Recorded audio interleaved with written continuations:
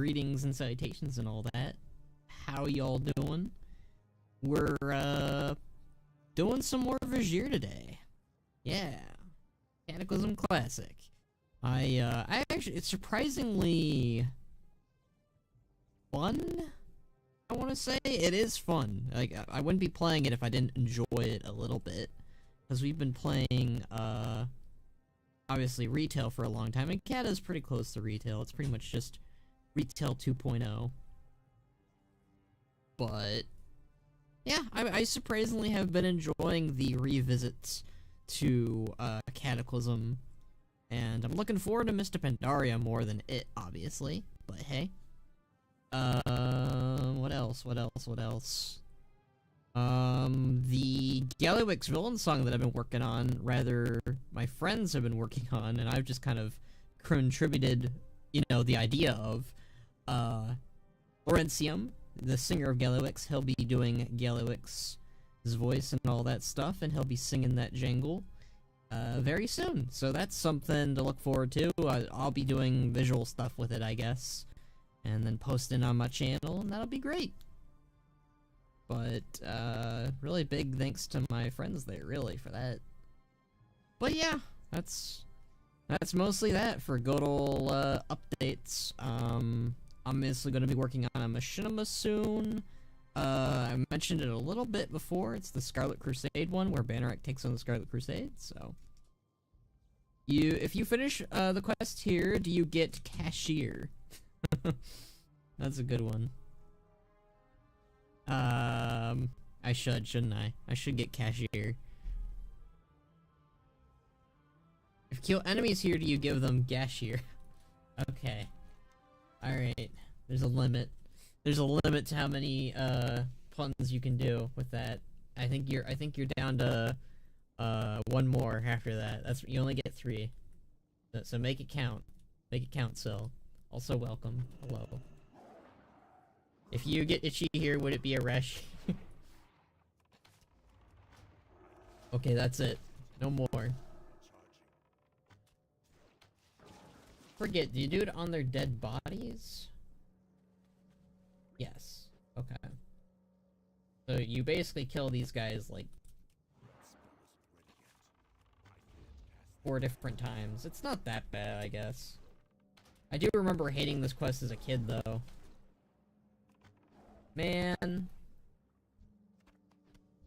I guarantee you, if this was, like, new content, or, like, what's the word? If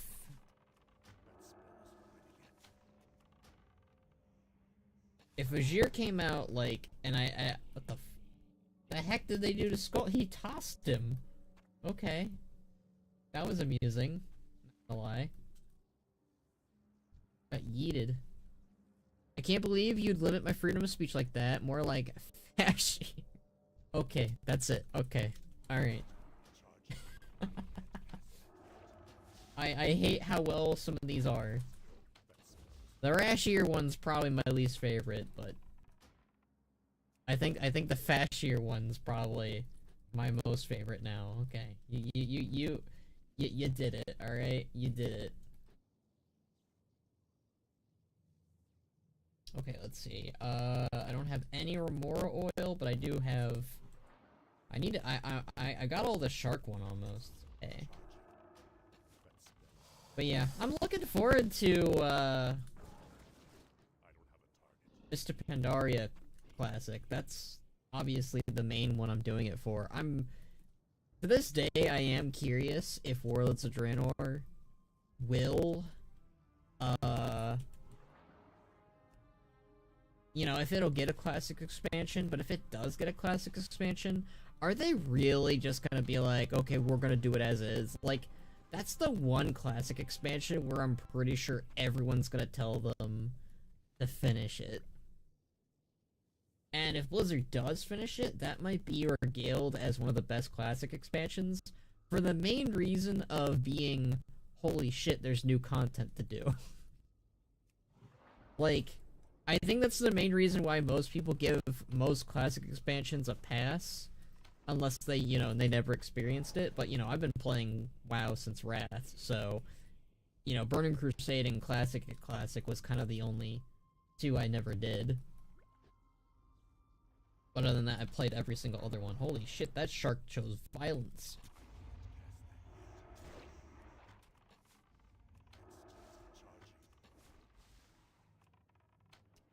I think that, okay, yeah, all of these guys have the same ability of just apparently skull bashing skull. That's kind of skull bashing skull.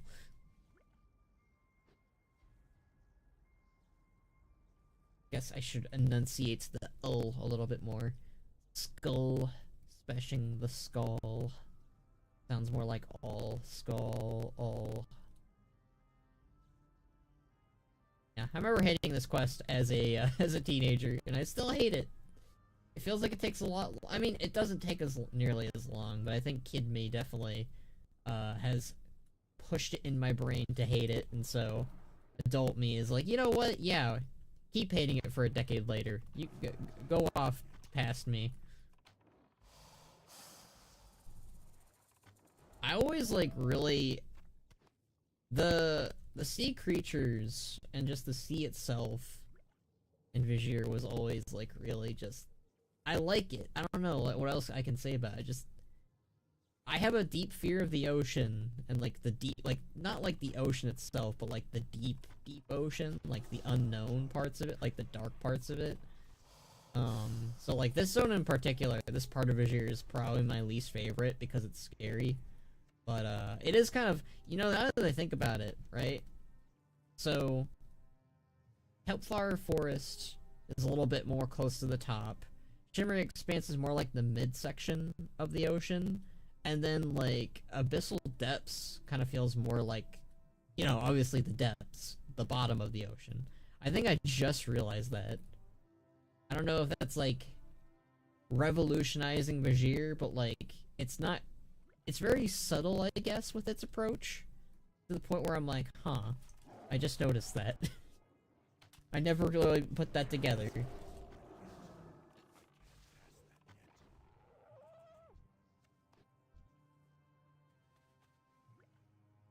Alright, one more Remornia.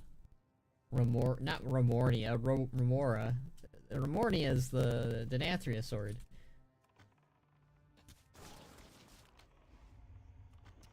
And they all do that charge ability. I really like that. I never remembered that.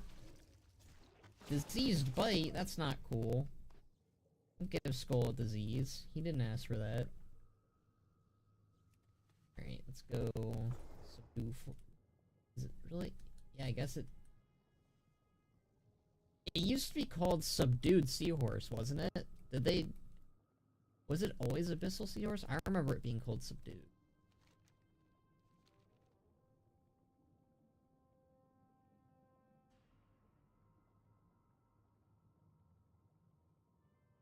Farseer.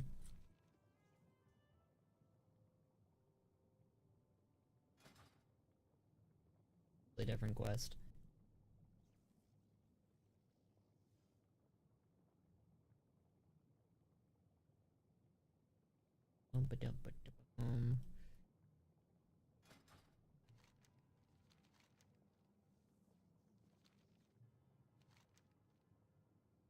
Really is...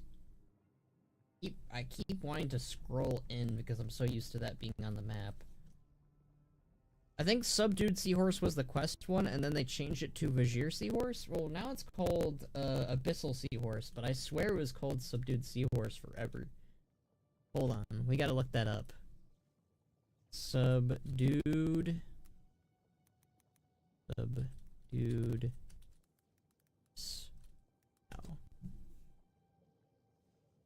I just... Okay, that's a spell.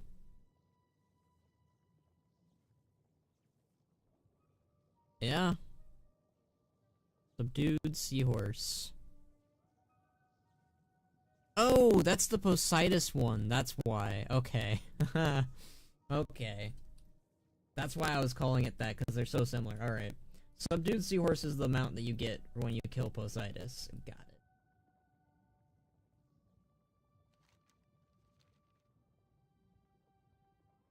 I was calling it Subdued Seahorse because on retail I actually use that as Banner X underwater mount. Actually, I use the turtle now that I got from the trading post. Oh, Subdued is the Poseidus one, but yes, they changed to Abyssal to the Vashj'ir in water something. Oh. Huh. Weird. What? Take the road. Move it. On your way. I'm so honestly, comparatively, the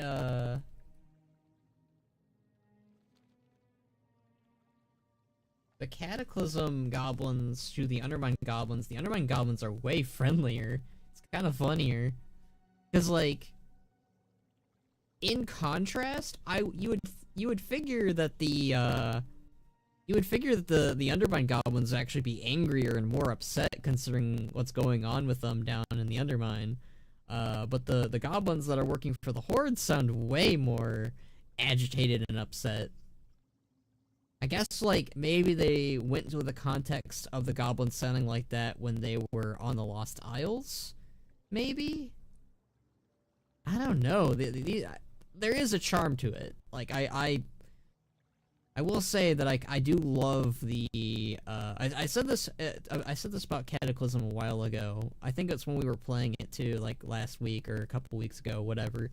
I really just liked how Cataclysm was like, hey, here is the goblins and worgans. They are part of the Horde and the Alliance, and we're going to put them everywhere in the revamped world. And I remember that, and I was like, man, I love that. And they did it with Blood Elves and Draenei too. In fact, like, that's part of the charm that I think was lost with allied races. Because allied races, they put them in, like, places, of course, right? But like they didn't really like give them the royal treatment compared to the goblins and even the Pandaren. Like, at least the Pandaren were all over Pandaria. I will say I do think that, like, the Hwauchen and Twaushi Pandaren were kind of like underused comparatively, but I will say that's like one of the things that I will give Cataclysm for, and I wish that retail did that more of. It's like, yeah, we have the Earthen as an allied race, but 100% the Earthen are going to become very faded out, like the Drekthir and the Pandaren, and just, I don't know, I feel like the Goblins and the Worgen they did a much better job with, comparatively. Anyways, this quest. I don't even remember what I did for this quest. Hairpin. I think we need like 3 of these. One of the hammerheads, and we're gonna go to. Okay, I don't think that was.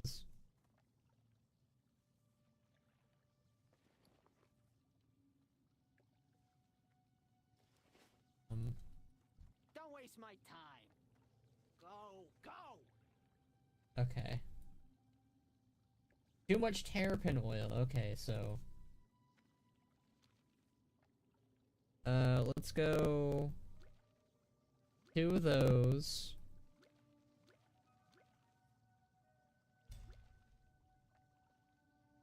I have a feeling we're not even gonna need the hammerhead one. Okay, we don't. Alright, the terrapin oil. Alright, we only need like one terrapin oil.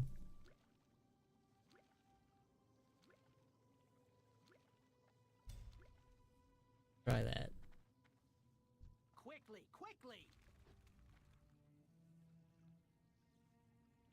Cut back on Remora oil next time. Okay, too much Remora oil. Okay. So 1 of these. 2 of these, and let's try that.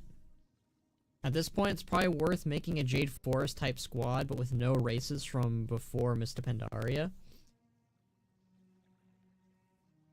Oh.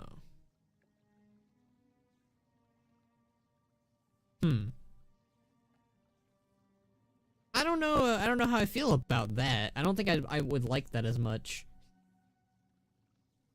A Jade Forest type squad, but with no races from before MoP.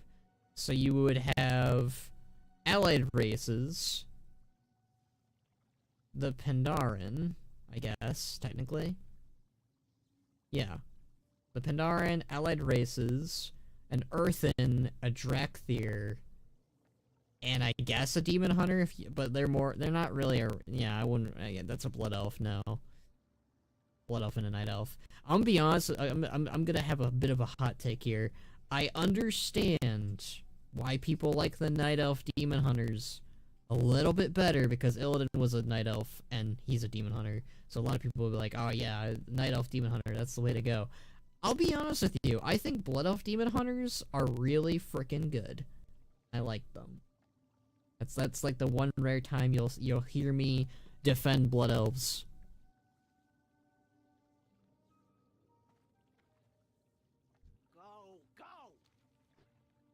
We're getting close, but it's a little too smoky. Don't put any terrapin oil next time. Too much smoke. Give it another shot. Okay, so no... I don't think we need any terrapin oil.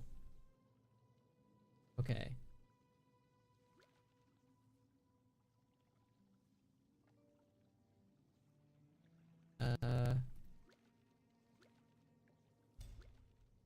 Hello! Hello, that kind of orc. Yay, we did it! And we didn't even need the terrapin oil at all.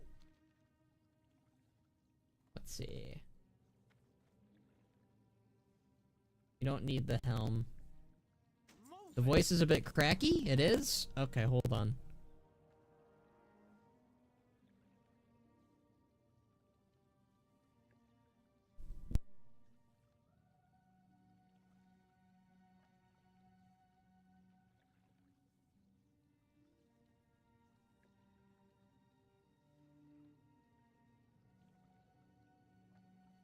Okay. How are we sounding now? Are we sounding better? Are we sounding worse? Are we sound the same? Let me know.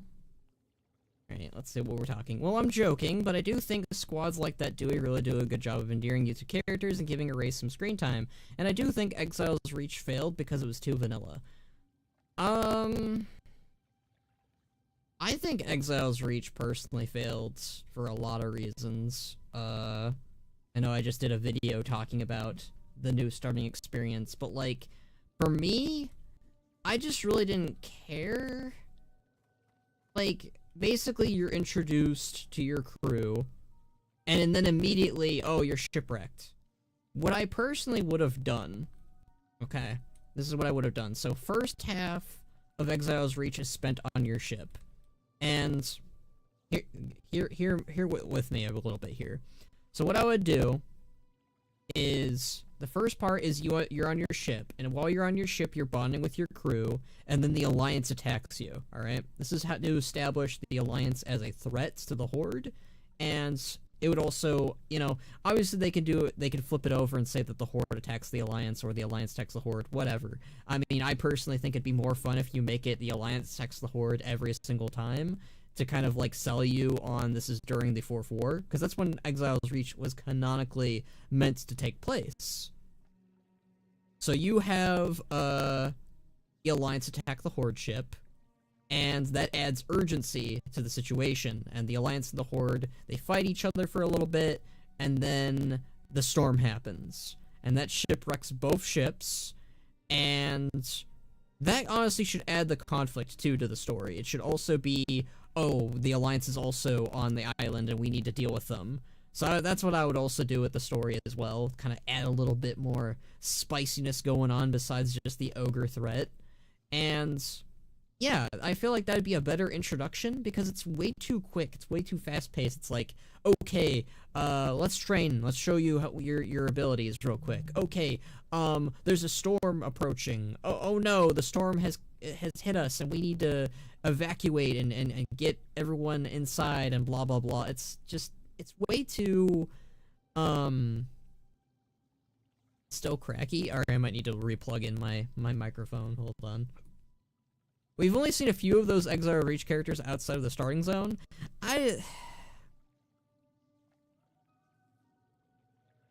I'm sorry, I really don't think I care about the Exile's Reach characters in general. I know a lot of people when it first came out, people were like saying, "Oh, I love this character. Oh, I love this guy. I love this girl. I love this character."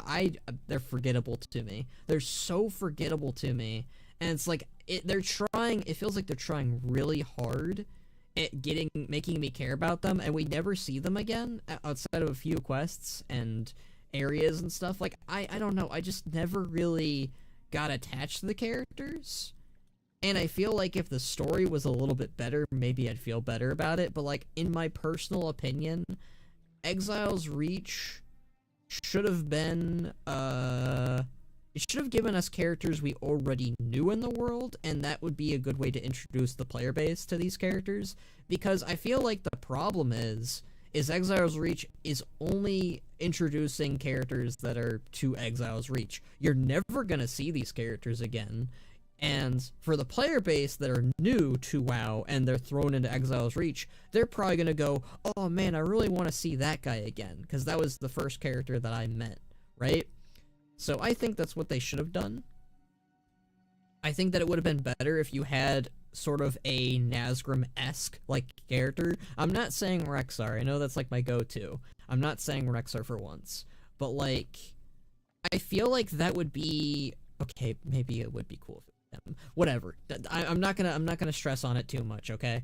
But if it was previously established characters that are really well known in the lore, like the Gob Squad or something, or again the Mists of Pandaria crew, which are fan favorites. There's a reason they're fan favorites. You know, the journey with the Pandaria crew throughout the Jade Forest is what got you attached to them. It was a slow burn, but it was well worth it in the end, and it was continued and carried over to Kunlai Summit.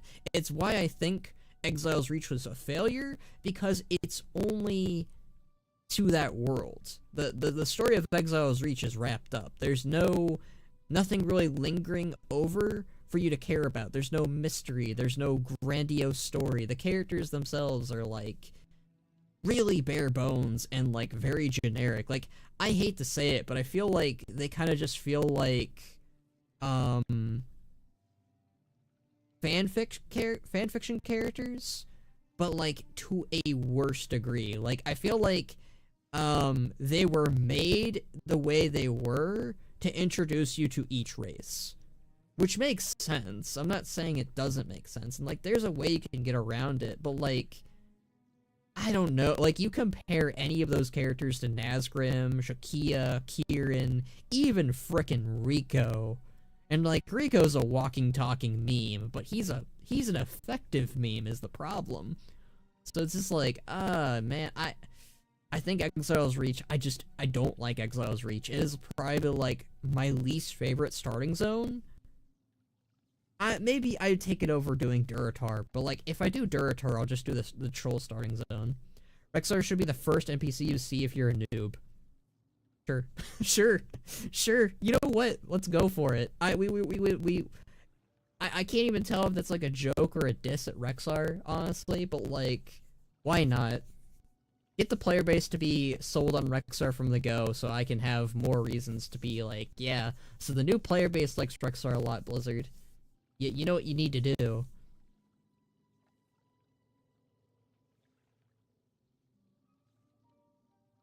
And yeah, if a Night Elf wanted to become a Demon Hunter, they would have to go through Hell to get to Illidan and Outlands, whereas Blood Elves just got Illidan alongside Kel'Thas. Yeah, exactly.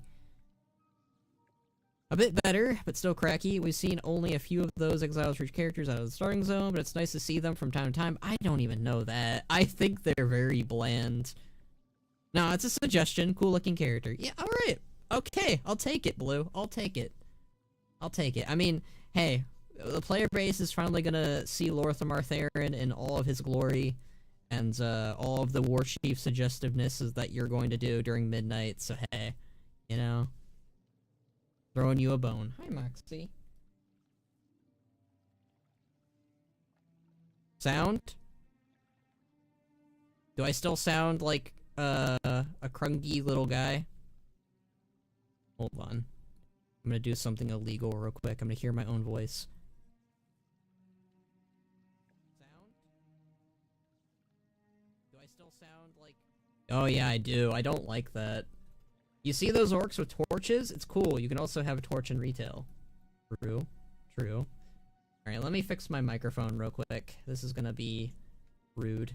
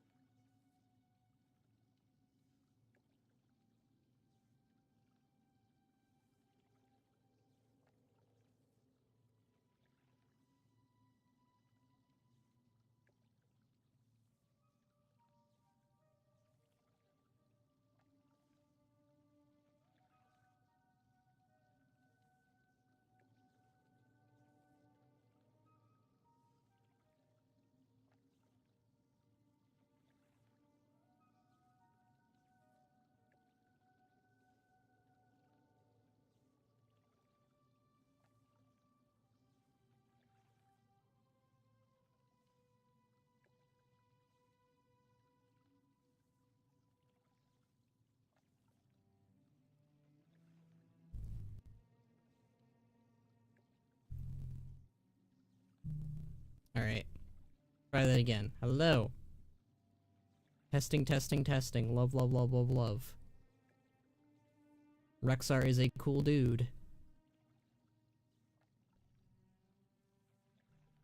Alright. Try that again. Hello. We are still crack-a-lackin'. What the heck? That is not cool.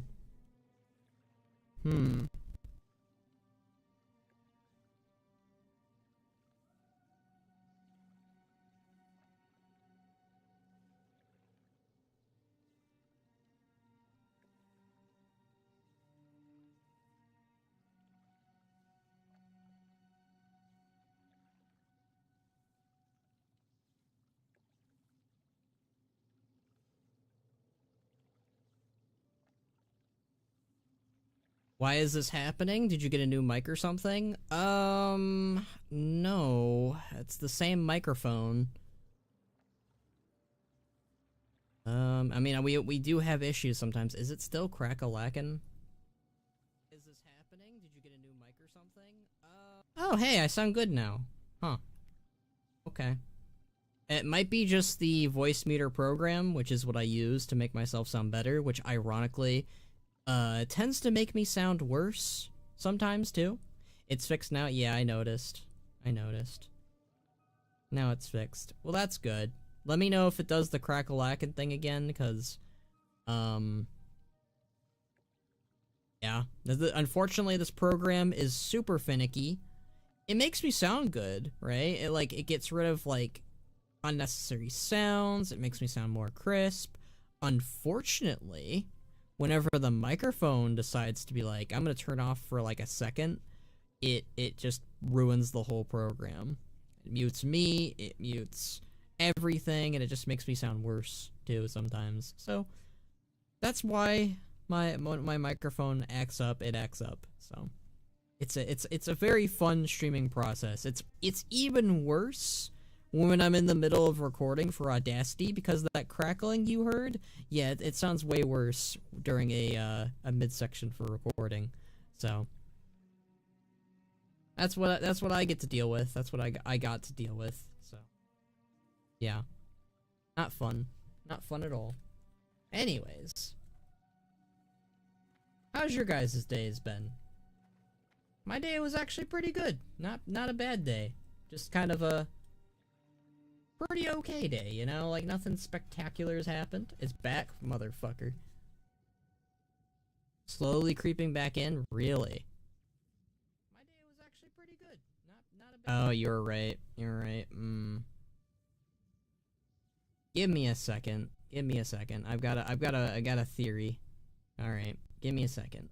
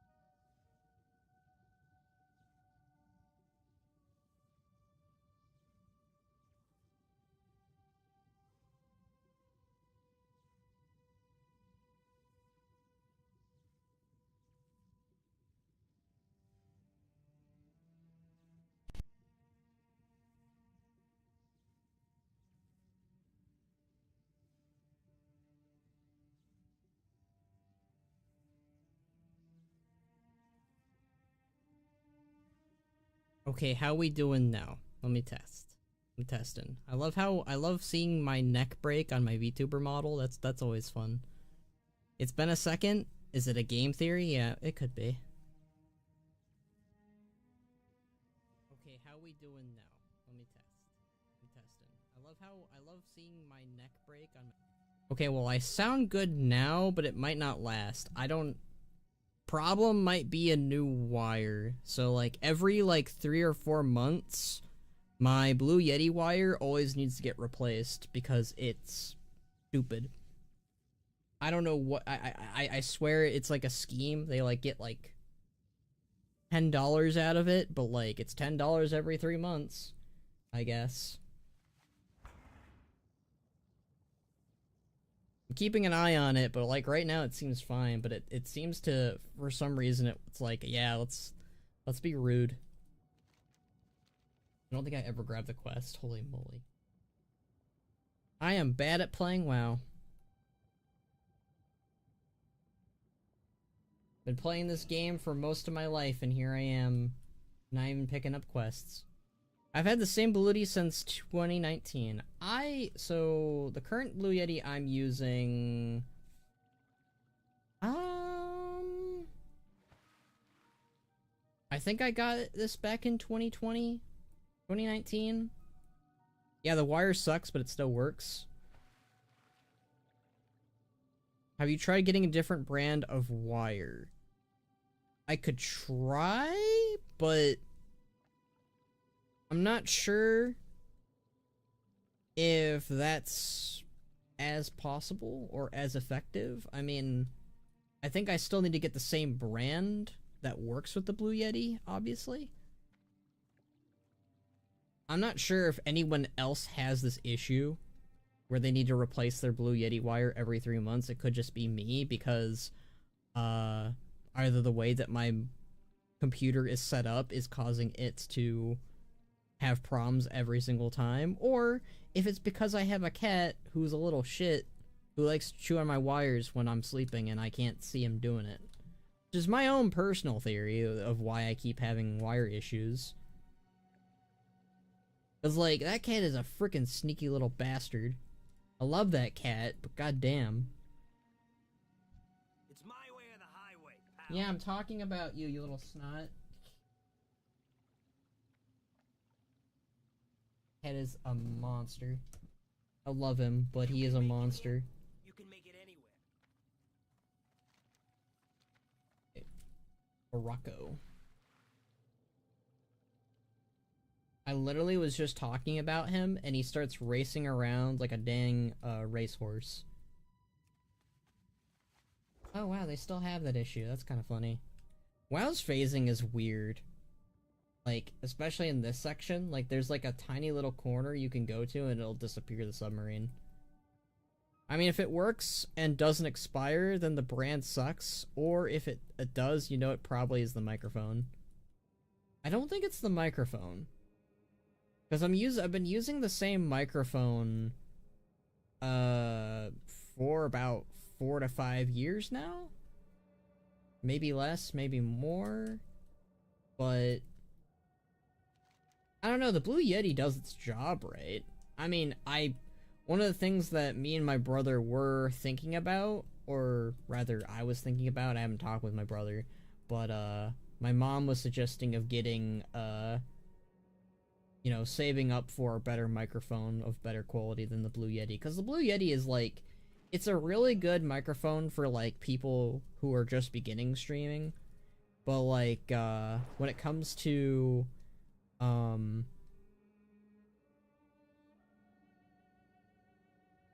like, you know, if you want to do voice acting and like take streaming a little bit more seriously, then the Blue Yeti is like probably not the best one to stick with forever. It's a good one for now, obviously. Maybe you just need to keep a backup Vashj'ir. Okay, there it is. There it is. There it is. Yeah, I don't know, you guys were not here for it earlier, but Syl was putting out a lot of Vashj'ir puns, and here she still is. This is the best character. I can't tell if Morocco is a nod to WoW Krendor or not? I swear it is, though. I know there's another nod to WoW Krendor, I think in the Azure Span, which of course it is, because, you know, the Azure Span's like the best zone in all of Dragonflight. Man, we've got to wait till Last Titan to get a snowy zone.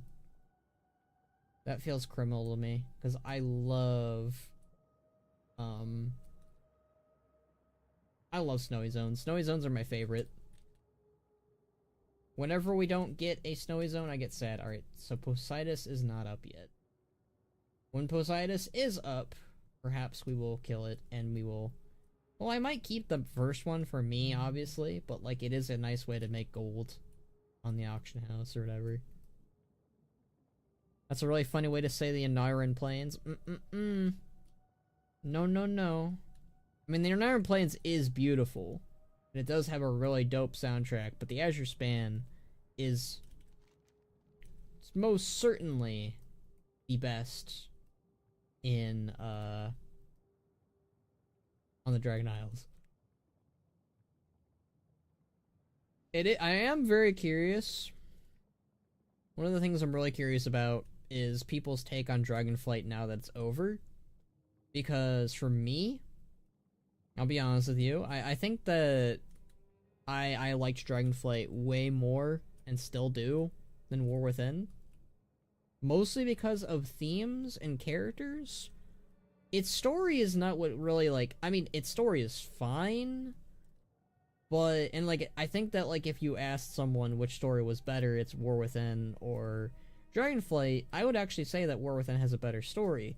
The problem is I think that themes and characters is really where Dragonflight shined the most, and fan service. I don't know, there's not a lot of fan servicey moments in War Within besides, the Goblin stuff. And the Goblin stuff is probably where it shines the most with themes. I don't know about characters, though. I like Gazlo, but, like, he kind of feels... He feels like a very narrowed down Gazlo compared to the Gazlo in the past. Like, I feel like if you compare him to, Mechagon Gazlo, or... Well, no, Mechagon Gazlo is pretty on brand. Pretty similar to the current Gazlo. I think mostly the Warlords of Draenor Gazlo is what I'm talking about. I don't know. He didn't really have much of a character then, either. It's kind of hard to figure it out. Anyways, what? Oh, God. This thing wants to kill me now. Oh, where are you? Why were you dismissed? I didn't dismiss you.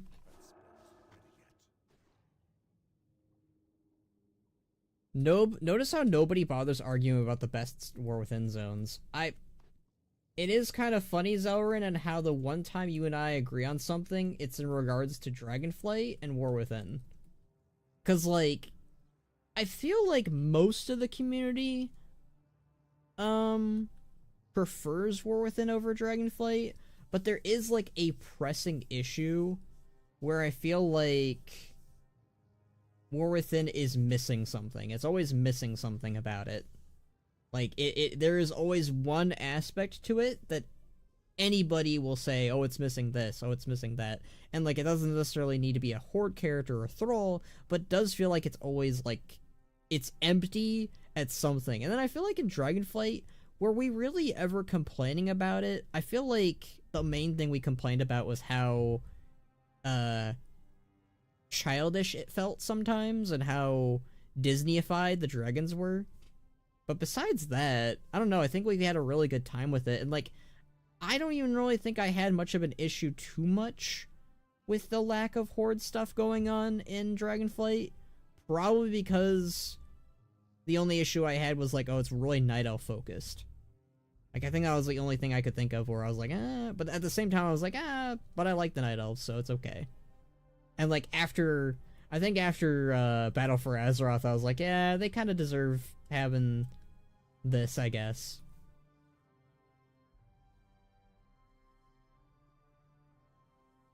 I love Dragonflight where it was current. I still love it now. Yeah, I still love it too. It's not my favorite expansion, but I do like it a lot. I like it a lot more as time has gone on. It's kind of like, I feel like it's my modern day Cataclysm, which is funny because it pretty much is Cataclysm's like weirdly adopted brother, basically, that's trying to mimic it in some ways, but failing to. Where the hell is the glow juice? What is it from? From Pier Shell Scuttlers and Luxscale Groupers. Okay. So we can get it from the big fishies. Cool. I saw that Blue Sky thread that a while back, but opened up with, I know we all hate Dragonflight, but, and it threw me for a loop. Really? I wouldn't even, like, say Dragonflight was a hate expansion. Like, I remember when it first came out, everyone was, like, saying, thank God Shadowlands is over, we got Dragonflight. Which I feel like, I guess, happens in every expansion, let's be fair. That happened during MOP, that happened during WoD, that happened during... Like, it happens every time. Like, people were like that in Shadowlands, for crying out loud, at the start. And then, you know, like, they turn around on it. There is definitely, like, overhype, I would say, during, like, the start of an expansion.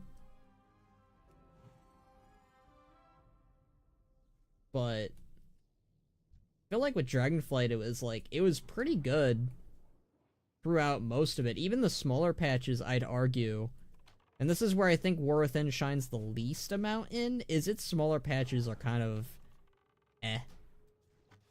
I'm not as impressed by the smaller patches compared to the Dragonflight ones. The Dragonflight ones were really good, and they were good because they gave us the heritage armors. I'm not gonna lie, that's really the big reason why I think that they worked. But also, like, they carried on the story. I feel like War Within, it hits a block. It hits a block with the story, and that's the main reason why I think War Within's kind of having issues with its narrative.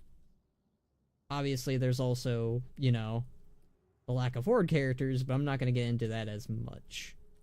Probably. Well, like...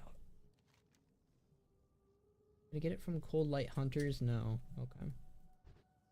It's just the big fishies. And the fishy guy. And this crabs. Okay. The crabs also do it.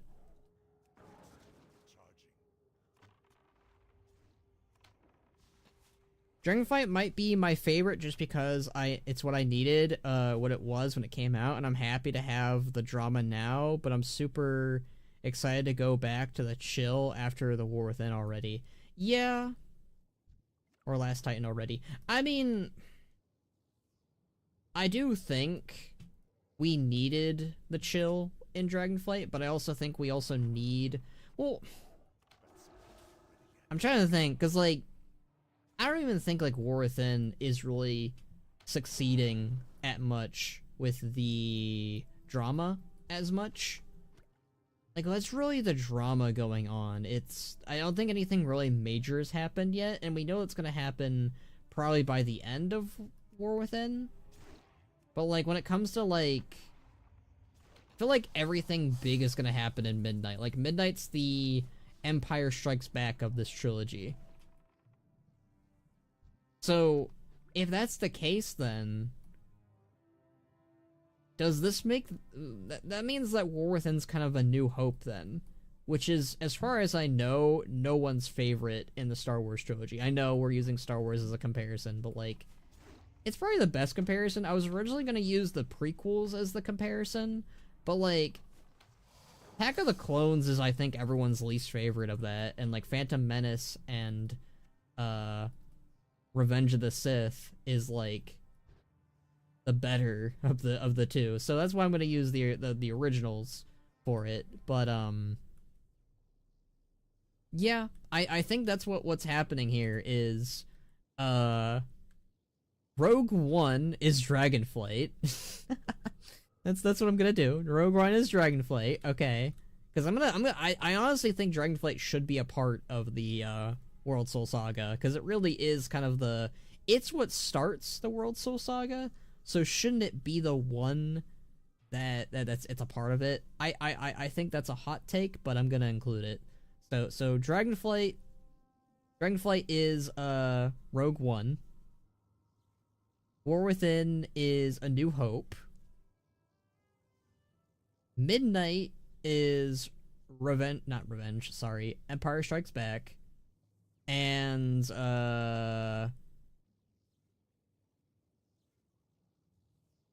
what's the last one? Star Wars people are gonna hate me. I swear I'm a Star Wars fan. I swear. Fudge. What's the sixth movie? What's the final one in the trilogy? This is how you know I'm more of a prequel fan than an original fan. Hold on. I'm looking it up. Star Wars Episode 6. Here we go. Return of the Jedi. There we go. Return of the Jedi. Still underwater, I see. Well, we're yapping, but yes, we are still underwater. Vashj'ir. This might be the final stream we are underwater, so enjoy it while you can, you know? That's what I'm doing. I'm having a good time. We're comparing, the World Soul Saga to the Star Wars movies right now. We called Dragonflight, Rogue One. We called War Within, A New Hope. We called Midnight, Empire Strikes Back, and then we called, Last Titan, Return of the Jedi. Star Wars 6, Jabba Electric Boogaloo. There we go. Much better movie. But like, yeah, I think that's what I would probably compare what these current expansions are, because out of those 4 movies, I should say, A New Hope is my least favorite, and War Within is probably going to be my least favorite in this, well, I guess I wouldn't call it a trilogy then if we include Dragonflight, but we're going to call it a trilogy again just for now. But yeah, that's how I feel about this, the current state of WoW expansions. I think War Within's, I don't know, it's just not clicking. It's not a bad expansion, that's not what I'm gonna call it, but it's not hitting me with where I want it to, and that's not good. So you're saying Midnight will be better than Last Titan? No.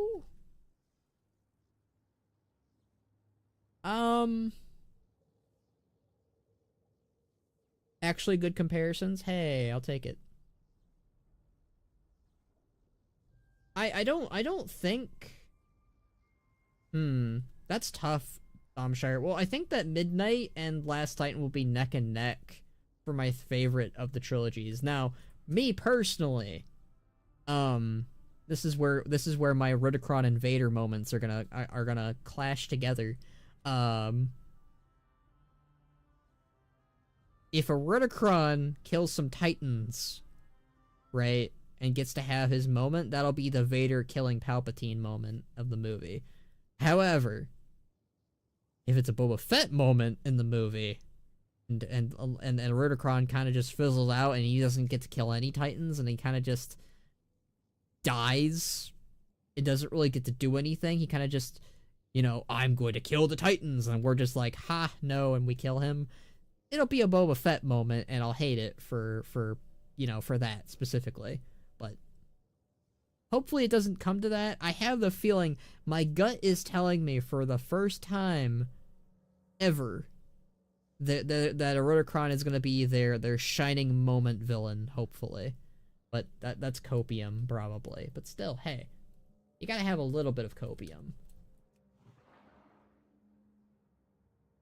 One thing I'm worried about with the War Within is it all is feeling like patch fodder. It really is. It really is. I hate that. War Within kind of feels like... So, we know War Within is this weird mesh of Denuzer and Metzen's ideas, kind of like fused together in one, and that is the one thing I keep hearing from the grapevine of what it is, and that was confirmed by Mr. Metzen himself. But like, I feel like that's what's holding it back, honestly, because you basically had to take the core ideas of War Within and fuse them together with whatever Metzen's cooking. And this is the main thing that I've noticed with what Metzen wants to do, is Metzen wants to go back. Metzen wants to take back old themes from old expansions, and he wants us to revisit them with a new light, which is what WoW needs right now, in my opinion.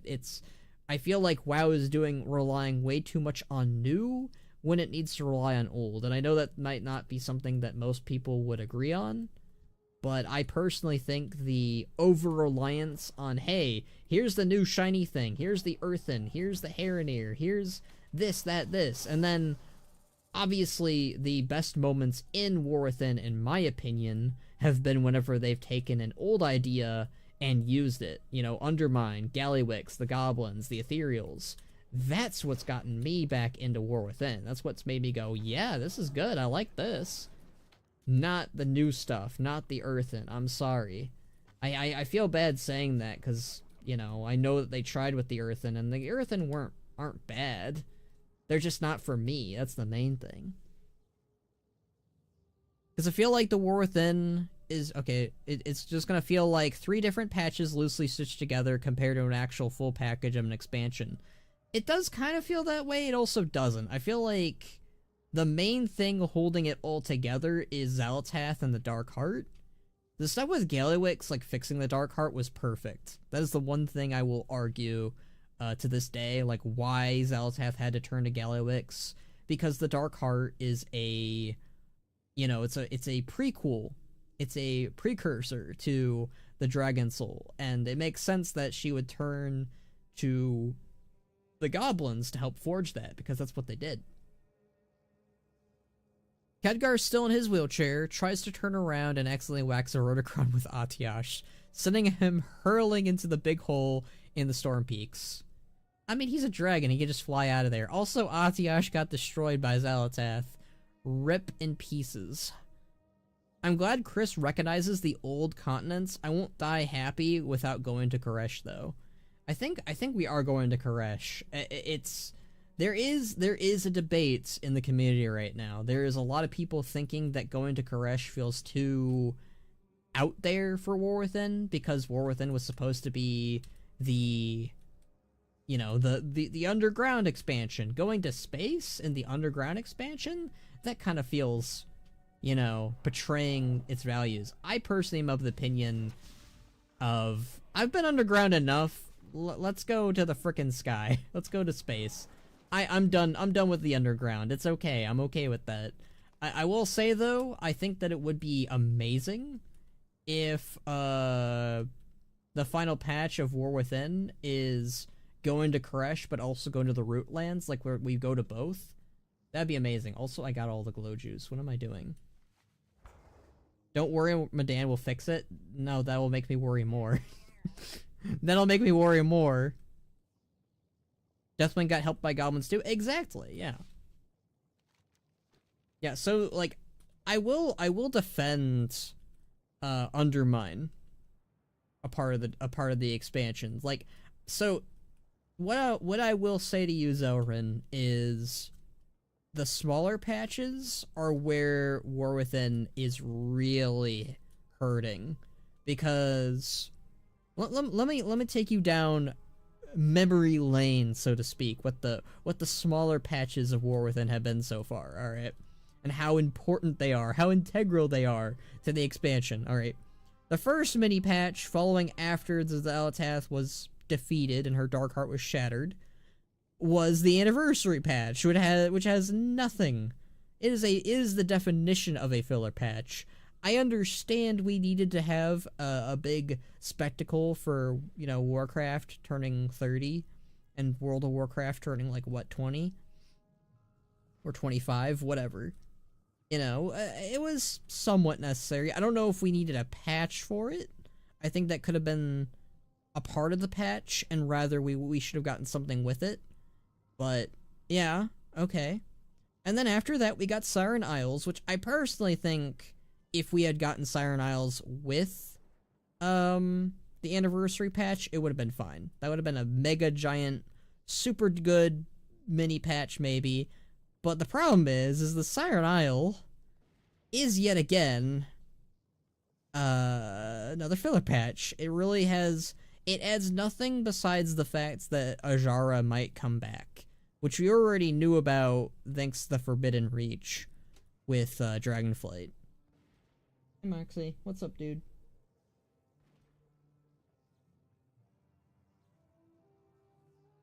Alright, Khadgar will throw his cool-looking but ultimately pointless axe at him instead. Okay. Well, it's nice to know Khadgar picked up a thing or two from Thrall. Dragonflight small patches were goated. Remember Forbidden Reach with Khono singing FNAF songs? There you go. There you go. Yeah, I remember that. That was a goated mini patch. That's what I was talking about though, Zelrin. Like, the mini patches of Dragonflight were relevant to the story though. So it's like...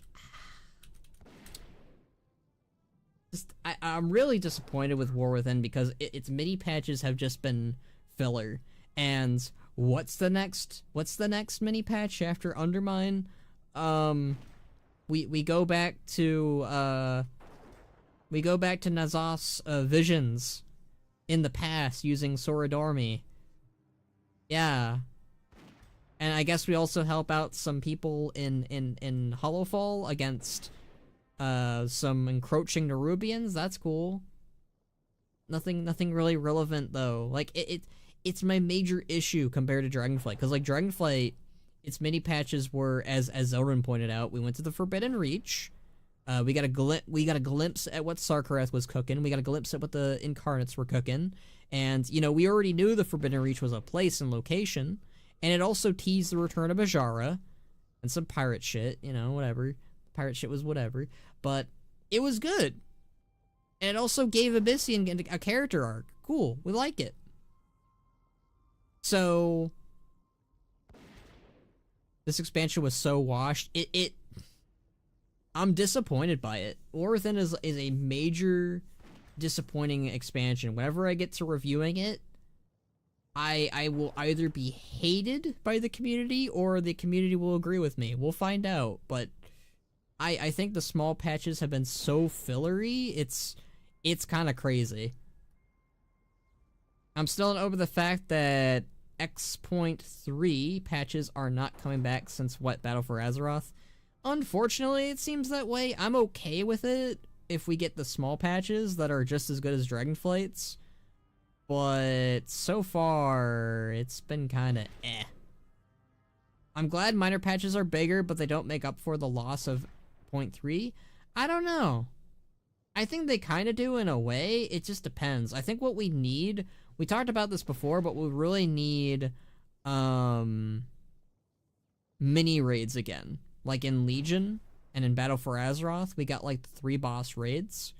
And also in Wrath of Lich King, we got the 1 boss raids. And I think they should bring back the 1 boss raids. It also had so many cutscenes too. Yeah, I have noticed that because, you know, I like to record the cutscenes to use for B-roll. And Dragonflight had way more cutscenes. And I don't know if that's because they've been like, they have to like, you know, mediate what, you know, maybe they have to watch their budget when it comes to cutscenes now. But the cutscenes of Dragonflight felt way more than War Within. And I'm very curious as to why that is. Maybe it's because this is the one thing I do think will make or break the World Soul Saga. It feels like the World Soul Saga itself is treated as more of a giant expansion than as a trilogy. So like we're maybe looking at War Within, Midnight, and Last Titan wrongly. Maybe we're supposed to look them out more as giant patches. But if that's the case, that's a... I don't like that. I think that's probably holding the War Within back, and it might hold Midnight back too, and also Last Titan. Hopefully that's not the case though. Hopefully that's... hopefully, I honestly think that War Within can be saved with its last patch, its last hurrah, with Koresh, if it is Koresh, or Rootlands. But I do think the main reason why War Within has kind of been a dud, at least in my eyes, is because it was a fusion between Denuzer and Metzen's ideas, and they're kind of fighting each other, basically, it feels like. That's what it feels like to me, at least. I don't know. I don't know how other people are feeling, but that's how I'm feeling about it.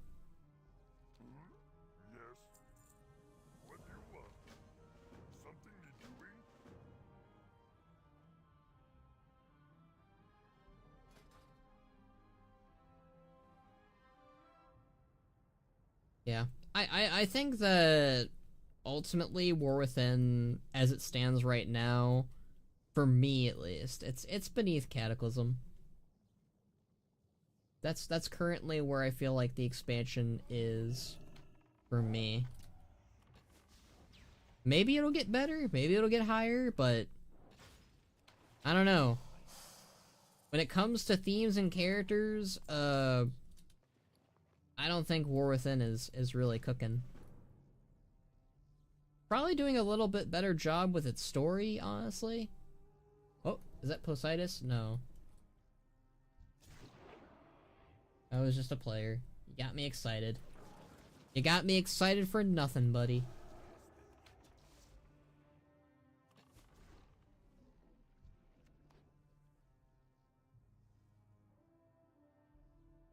Alright, so all of the Murlocs, with one of the coolest Murloc models. I don't know how you guys feel about the Murloc models, but I think these guys have the best Murloc models in the entire game. Even with the update in Legion. I think these guys look somehow cooler. Probably because they actually look threatening. They also sound threatening. They have, like, the coolest, like, I don't know. I'm very, I am so biased when it comes to, the, Deep Sea Murloc. They could cook with the War Within story so much harder if they did more with the, with Delves, in my opinion. Yeah, Delves are another problem, I feel like. Alright. We're gonna go on a Delve rant. I hate how... So, like, as Delves were introduced to us, I felt like, oh, so they're gonna be kind of like scenarios. No, they're more like... They feel more like island expeditions, but without the fun of exploring an island, and more like exploring an instance you've been to 50 times. So it feels like a lesser island expedition. And on top of that, our tour guide, who I'm going to call tour guide because that's what he is, Bran, I feel like Bran was really a mistake some level, because basically Bran is just a walking, talking joke now, and, like, watching the Ulduar trailer really told that to me, because, like, Bran there is, like, dead serious, and, like, maybe that's the point. He's supposed to be dead serious, and most of the time he's, like, a funny little goofball man. Like, yeah, we see that in the dungeons, but, like, it just, I really want him to be more serious, and just him goofing off and being like, oh no, my hat's missing, as his story, which that's what they told us. They told us his, like, oh, we chose Bran because we want you, the player character, to kind of, like, have a story with him. If that's the case, and their story with him is he lost his hat and we need to get that back, that's it. That is such a meme, and it's like a poor meme. It's like, I'm really disappointed by Bran as a character in War Within, and just as well, because it's very just like, here he is being a jokey little guy, and, like, I get some people like that, but it's not for me. If the last patch is Rootlands, I feel like a lot of people will kind of tune out of this expansion. I think that, again, like I said, I think that, okay, the saving grace for Rootlands is if Thrall gets to be involved. I'm sorry. But also, like, if it's Rootlands and Koresh, I feel like that's what would probably keep it afloat, Zorin, probably. But I do agree with you, if it's, like, it's just Rootlands and there's no Thrall, there's no character besides the Harenir, then yeah. The Harenir and Illyria, I'm gonna... Oh, I could go on very long rants about Illyria. I do not like her as the main face of this expansion. This is how people felt with Thrall in Cataclysm. Like, if you're an Alliance player, I get you now. Because, like, I am becoming a certified Illyria hater now. I used to not really, like, she used to kind of just be a character who existed. And, like, I was mystified by, like, her existence. Like, oh, Illyria is this mysterious character who's been missing for years with Turalian. Maybe one day you'll find him or her, right? And I was like, oh, that's kind of cool. That's kind of neat. The elder sister of Sylvanas. I'm really curious how she'll react to seeing Sylvanas someday. And that was kind of it, you know? Which they finally played with in Battle for Azeroth a little bit, but didn't really do that much with, besides a comic. So that was the main, like, excitement with Illyria. It was like, it was her return.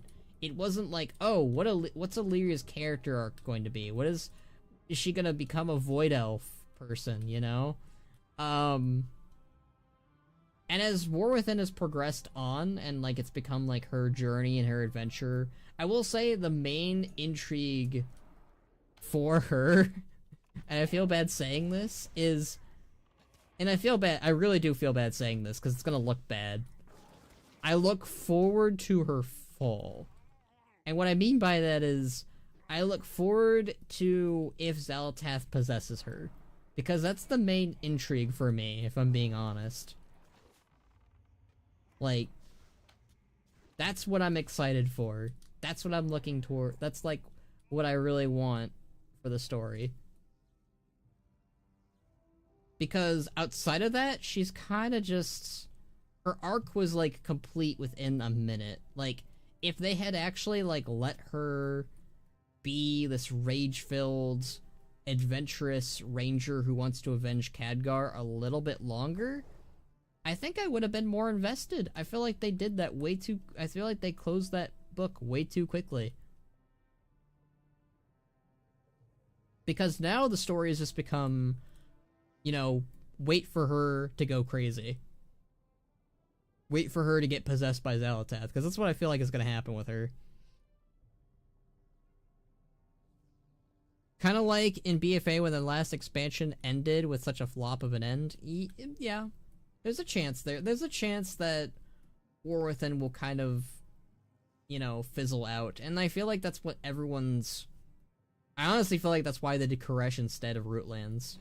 Like, let's be honest here. Like, what's gonna get your player base to play the game? The ethereal homeworld or the place where the Heronir hang out?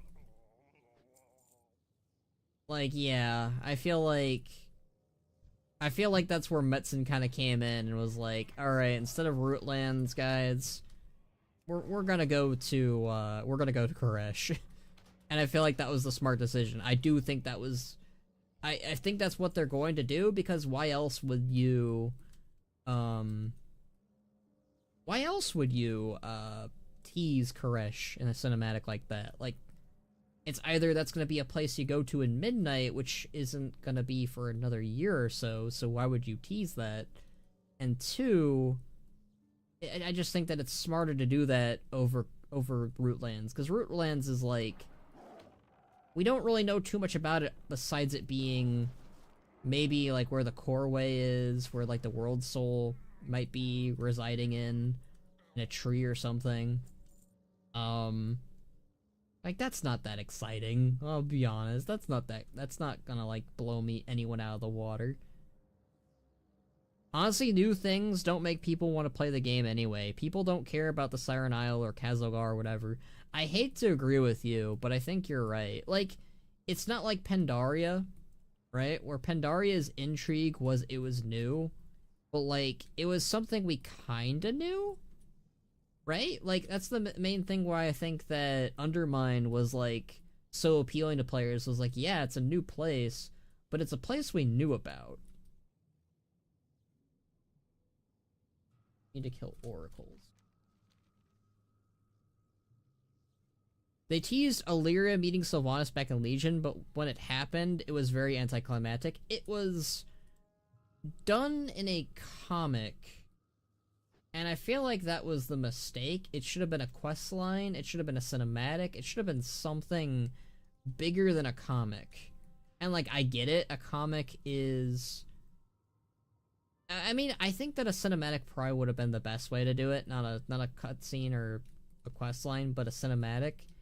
I get why they did a comic, I do, but it isn't as exciting and isn't as great. Like, it would have been way bigger, you know, a big moment for Illyria trying to kill Sylvanas. Because, like, in a comic, you can't do that. You can't even do that. You can't even try that. You can just introduce the idea of it, and they could have played around with it more. Absolutely, they should have played around with it more, actually. But it went nowhere, and yeah, I just think Illyria's... I hate saying it too, but I do think Illyria kind of just feels like a Diet Sylvanas. Like, they basically took Sylvanas in a place where they could never take her out. Which they're probably going to bring her back in they're definitely going to bring her back in, Midnight. And I hate to say it, but I think Sylvanas will be a way more interesting character than Illyria, because Sylvanas is riding off of the coattails of her previous actions, and she's got to redeem herself. Illyria hasn't done anything really that bad yet, and like I think they're gonna probably take a similar arc with her, where it's all about her getting possessed by the Void or by Xal'atath and doing a bunch of crazy ass shit, and her feeling bad for it, and her being like, hey, I need to fix this, and that's gonna be her new arc probably. I don't know. I'm very bored by Illyria and all of the stuff going on with Alliance characters, and I don't know, the characters they've chosen to focus on in War Within has really just kind of made me frustrated and just kind of tune out of the expansion. And this is I wouldn't say it's the first time it's happened, but it's probably the first time it's become so frustratingly apparent to me. Because, at the very least, I've always had a character to fall back on. And be like, oh, well, at least I have this character that they're doing stuff with, like Sarfang, or Rexar, or Thrall, right? But, like, I don't even have that in War Within. Even Anduin has been checked out of the expansion. It's just... I feel like I understand what people were criticizing Cataclysm for, where it was just Thrall, but here's the problem with that. It wasn't just Thrall. You still had characters doing stuff. It just... Thrall was the big character. He was the main guy. But War Within straight up feels like the Illyria expansion, and we did not need that before Midnight, because I feel like Midnight is already going to be the Illyria elf expansion. Like, definitely. So did we really need Illyria to kind of hog the spotlight in War Within? Because I feel like War Within should have been the Magni, Thrall, and Anduin expansion. That's my take. I know that's such an easy take for me to say, because I keep saying it, and I'm sorry that I keep saying it. I feel like I'm going crazy because I keep doing it. They're gonna get away with stuff with the Arathi stuff after the World Soul Saga, because it'd be several expansions established, but nobody really cares about stuff they established in this expansion. Pandaria was also the first place we went to that was completely brand new, so it was the exception, so that was exciting. Now the new places are the norm, and it's really not special or exciting anymore. Yeah, I have to agree with you, again, and I don't want to agree with you, but, like, I feel like Metzen was smart by having it be, hey, let's return to Quel'Tha Lost, let's return to Northrend after all these years, because they really were way too reliant on new places. Like, it's been new places since, like, what? Well, I'm trying to think. Why do you hate agreeing with me? I hate agreeing with you because I don't want to hate the new places. I want to give the new places a fair chance. That's what it's always been. It's always been, I liking WoW. Is that such an alien concept? I don't like hating World of Warcraft, if that makes any sense. Like, I feel like I've always enjoyed it when I like something over hating something. I know that's a very weird and skewed concept, but that's what it feels like. Like, I don't want to hate something that I love. And War Within has kind of been that. Like, I want to like you. I want to like this expansion. But it's doing it feels like it's doing everything in its power to make me hate it. And I don't like that. Does that make sense? Why I hate this thing? Because that's what it is. That's what it is. Where the hell are the oracles? It's a hunter. Are the oracles on the bottom? Maybe? I'm trying to think they are. I'm not seeing any oracles. I don't want to agree with you because I hate you. Damn! I guess I hate you now. Sorry, Zelrin. If Thomshire says so, it must be so. You know, the hunters are at the bottom, too. Where the frig are the oracles? Up there's one. Finally. He's so mean. I'm mean, or Thomshire's mean? Or are we both mean?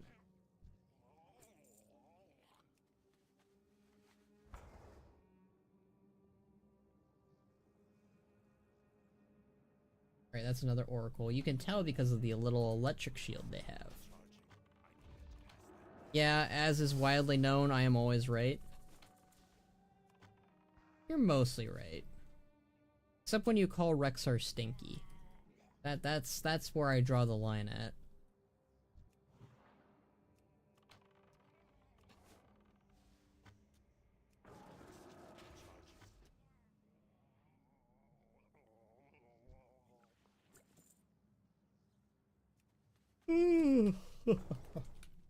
You know, one thing that War Within probably could have used, and it would have felt pretty similar to an underground zone, an underwater zone, because you're still under something. And I know we had the Kobis, but like, and like the Kobis sections of the Dells, but like, I want like a legitimate underwater zone, like a Vashj'ir or a new Nazjar or something. So what new zones would you like to see in the future? What new zones? Are you talking about, like... Shit, just saw the first mosquito of the new year? Ooh. Ooh. Mosquitoes suck. I fortunately do not see many mosquitoes, because I'm always indoors, but... I hope we see more Ajol Darub in Last Titan. Oh, for sure. I think that... See, that was one thing that I was going to talk about. Another reason why I don't think I like War Within as much. War Within was sold as, like, the big, you're going to fight Nerubians expansion. Man, did that go really quickly. Like, we were just like, hey, here are Nerubians. And then we kind of just defeated them really fast. And, like, I get it, in the next little mini-patch, we're dealing with the Nerubians and the aftermath of Queen Ansarek's death, and, like, that's good. I'm happy. But, like, I kind of expected a little more?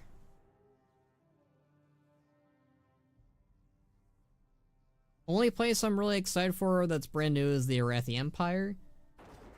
I feel like... I'm not gonna close the door on new stuff, Zelrin. That's the one thing that I don't think I will fully agree on, because it's not that I hate Kazolgar as a place. I think Kazolgar as a place could work. It's just that they're not doing anything with Kazolgar that excites me. Like, Undermine is pretty much separated from Kazolgar at this point anyways, to the point where I can just kind of go, yeah, Undermine's kind of like a blue moon moment, the black sheep, or white sheep in this case? Whatever, the black sheep is going to be appreciated for once. The black sheep of War Within is Undermine. Like, it's the golden egg of Undermine. Yeah, it's the golden egg of War Within. It's so good compared to the rest of War Within. Yeah, this was miniature Surmar. Surmar felt like a true wrestling campaign. Yeah. I wouldn't even compare it to Suramar. I feel like Undermine is the actual Suramar of War Within, not Nurubar or whatever it's called. What is it? I would look it up but I'm not even on retail. I'm on Kata. I can't even look it up in Kata. Could you imagine if I could do that? That'd be kind of funny.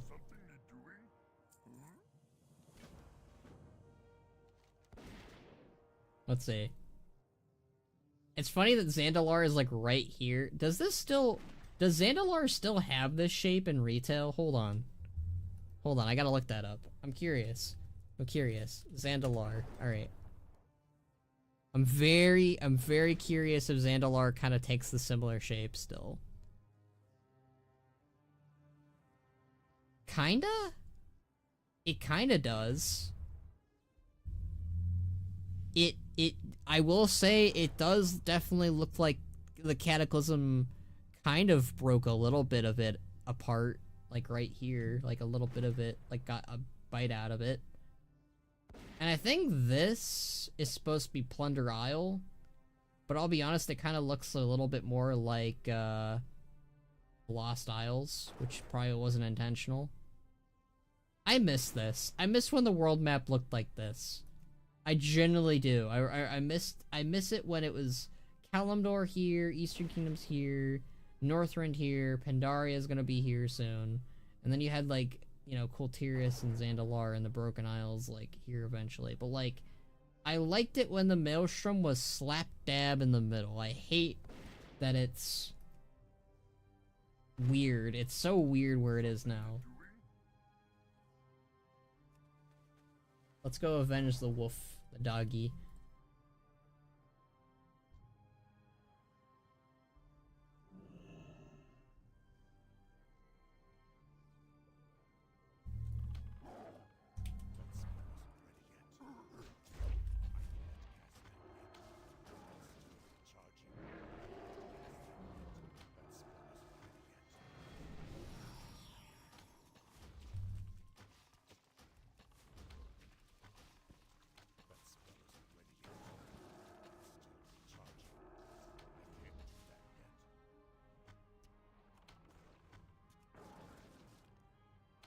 Khazar was put in the game in the expansion after it was introduced. That's different to like mentioning the Dragon Isles and BFA and putting it in the game after 2 expansions. I wanted them to make the islands smaller on the map, to be honest. We can scroll on the map, so there's no reason to make them absurdly big. I agree with you, Zelrun. Which seems to keep happening. Also, we saved the dog. I forgot about that. Wolf seems to be appreciated. I always really like it when they have like an orc hunter character, because I'm always like really like attached to them no matter what. Also, I always like how this wolf has his own little doggy diving helm. That's great. I didn't know it was called doggy diving helm. Or maybe I did and I just forgot. I'm just happy that this guy got his dog back. What do you want? Orc is busy playing with his wolf. Here, take one of these. I don't need them anymore. Orako is busy playing with wolf. I'm happy for Orako. Yeah, it feels like the Ellens are zoomed in. I feel like they really do just need to like make them smaller because like canonically they are supposed to be not that big. I mean, I think Zandalar is supposed to be a little bit big and Kultiris is supposed to be big, but like, I don't know, just make them a little bit smaller.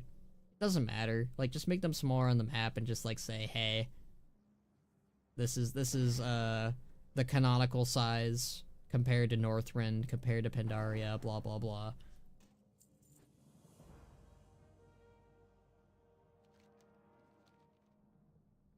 Give our reports to our friend.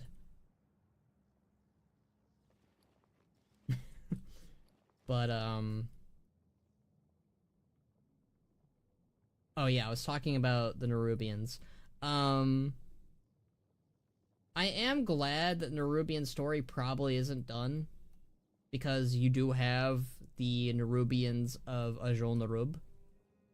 So we're probably gonna get that in Last Titan. So hey, at least the Nerubians aren't technically out. But, like, I 100% do not think the Earthen are going to be a race of characters that we'll see ever again, even outside of War Within, probably. We might in Last Titan or something, but, like, they need to stop doing, like, races that, like,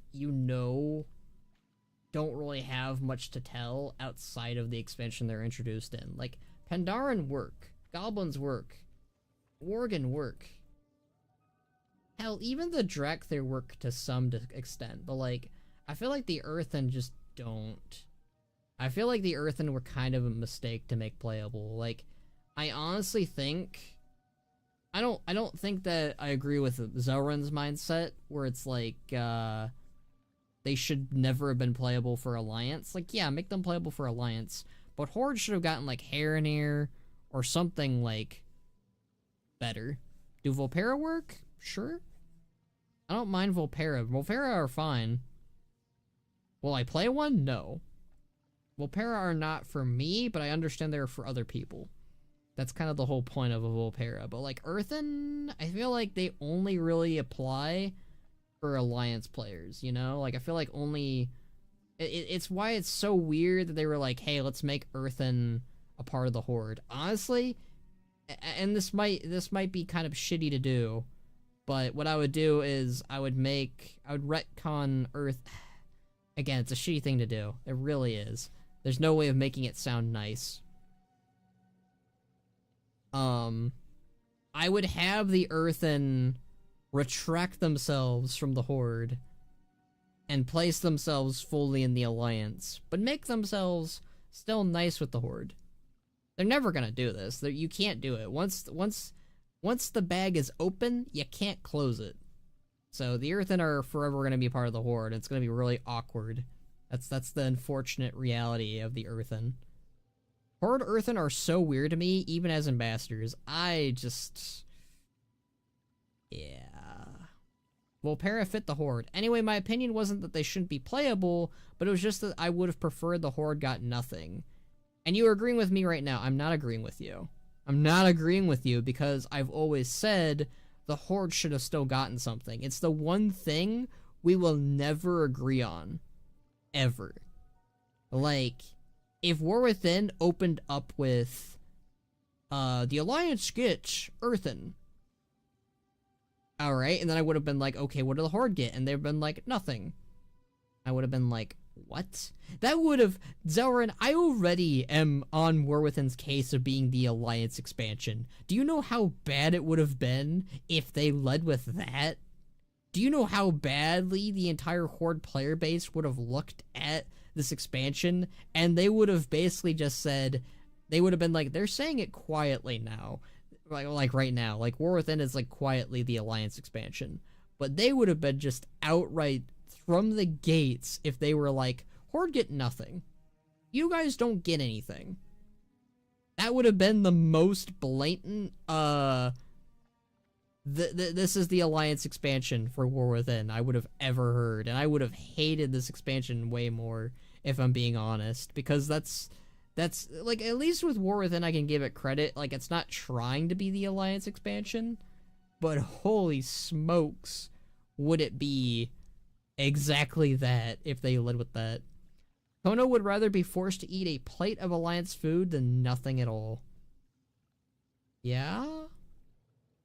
Yes? Yeah, I feel like yeah? That's probably a really good analogy, actually, considering, yes, I would like to eat food. I would like to eat food over nothing. Personally, I'd keep my mouth shut and not have a bite of any Earthen allied stuff. Fair, but still, that's pretty bad. I feel like you should honestly always lead with, hey, the Alliance are getting the Earthen. What does the Horde get? And I would have said Haranir, or I would have said Ethereals, or I would have said Mok'Tathal. Anything. I have principles, I guess? No, you have bad dietary excuses. Yeah? What do You you need want? to eat, Zelrun. This gig ain't so bad. Do not get on Gallywix's bad side. Yay, quests.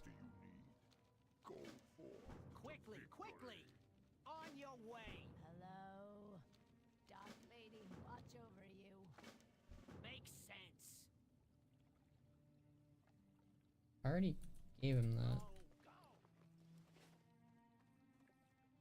There's a mailbox down here? There is a mailbox down here. How do you work, sir?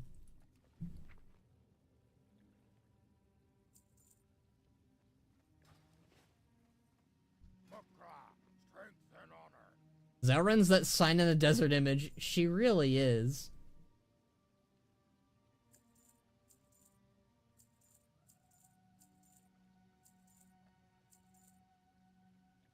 Ooh, new belt. Don't mind if I do. You know what I can really appreciate about WoW in general? It's just like, crap, what was I gonna say? Oh, Kata. I was gonna say what I enjoy about Kata. So, like, Kata is clearly when, like, the leveling sets got, like, really good. Like, the armor band is wearing right now, this is all Cataclysm leveling gear. Like, all of it. And it looks so good, right? Like, this looks better than anything from Burning Crusade, anything... I won't go as far to say it's better than some of the Wrath gear, because some of it, Wrath gear does hold up to this day. But, I really do admire... This is the mind of, from 14 years ago. Bannerack. Me, Khono. Well, 2012, probably. Yeah, 2012, because that's when Transmog was introduced, right? So, 13 years ago... Let's put that into perspective. How old was I 13 years ago? Because I'm 27... I was like 15. So, 15-year-old Khono... He... designed this kind of transmog for Bannerack. And you know what? It works. It slaps. It looks really good. I like the cloth Kata leveling gear. Is that the... Crowley gear? Darius Crowley. Hold on. Godfrey. The Godfrey gear. Is that what you're talking about? This gear? Because this gear does slap hard. The fact that this isn't in the game still... Oh. We do not have this colored version of these guys' gear at all yet. And it is like one of my favorite, like, this is like really good cloth gear. I don't know what it is about it, but it's just so cool. It's like a witch hunter getup. It's so cool. With the big hat, yes it is. I knew it. Shadowmourne is a very good looking weapon, even to this day. Same goes for the Great Sword of the Sin'dorei. Isn't that dungeon gear? Technically, some of the gear that Bannerack is wearing is dungeon gear then. I mean, they're dungeon quest rewards. But, yeah, I believe you are right, Zelrin. That is Cataclysm dungeon gear. But, I mean, it's good dungeon gear, right? So... Oh my... Its name is Will High? Like Free Willy? Oh my god, Blizzard. I just realized that. I just realized that 15 years later. Blizzard. Blizzard. I mean, it's not something they wouldn't do, but gosh. I'm allergic to the audacity.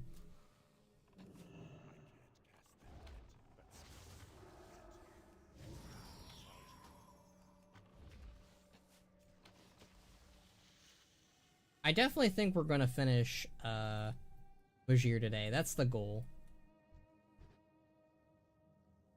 I can't stop looking and admiring the new textures of the Vashj'ir of the Vashj'ir Naga. Like, obviously their Legion models are superior, right? I will always say that. But like, I really think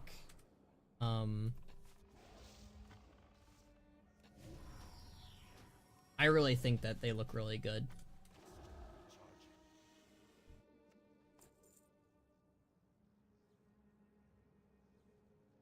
Fathom Collar Corpse. Okay.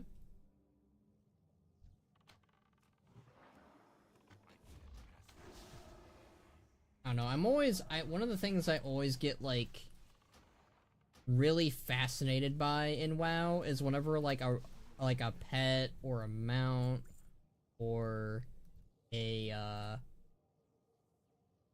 oh, it's the Fathom Caller guy. I remember this guy. He's from the quest line we just did with the, Battle Maiden. Battle Maiden is one of my favorite quest lines in the entire, Cataclysm. Probably one of the best in general, really. Imagine if Legion was marketed as an Emerald Nightmare expansion? Do I like that? Do I not like that? That could have worked. It could have worked.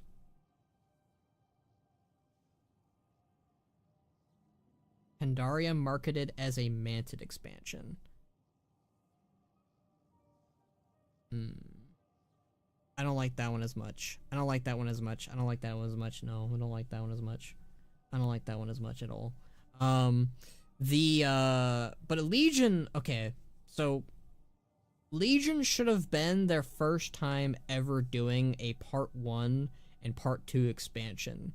Kind of like what they're doing with the World Soul Saga, but one expansion less. Instead of a trilogy, it would just be a duet, as it were. But so Legion Part 1 would have been all about the Broken Isles and dealing with Gul'dan.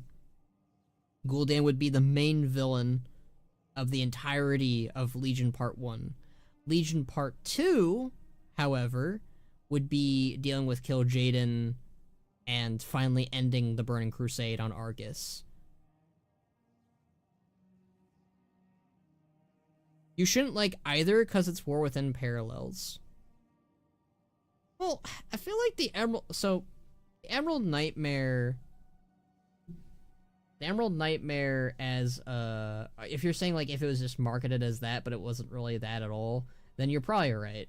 I think I get what you mean. There's nothing else other than orcs in WoD? That's not true. Imagine if WoD was marketed as being the worlds of, hey, wait a minute. Cool idea, to be honest. I was reading things out of order. That's my bad. Alright, let's kill the Fathom Caller. I was taken aback because I really liked the Battle Maiden questline, and that reminded me of it. Aw, he's not voice acted. That's sad.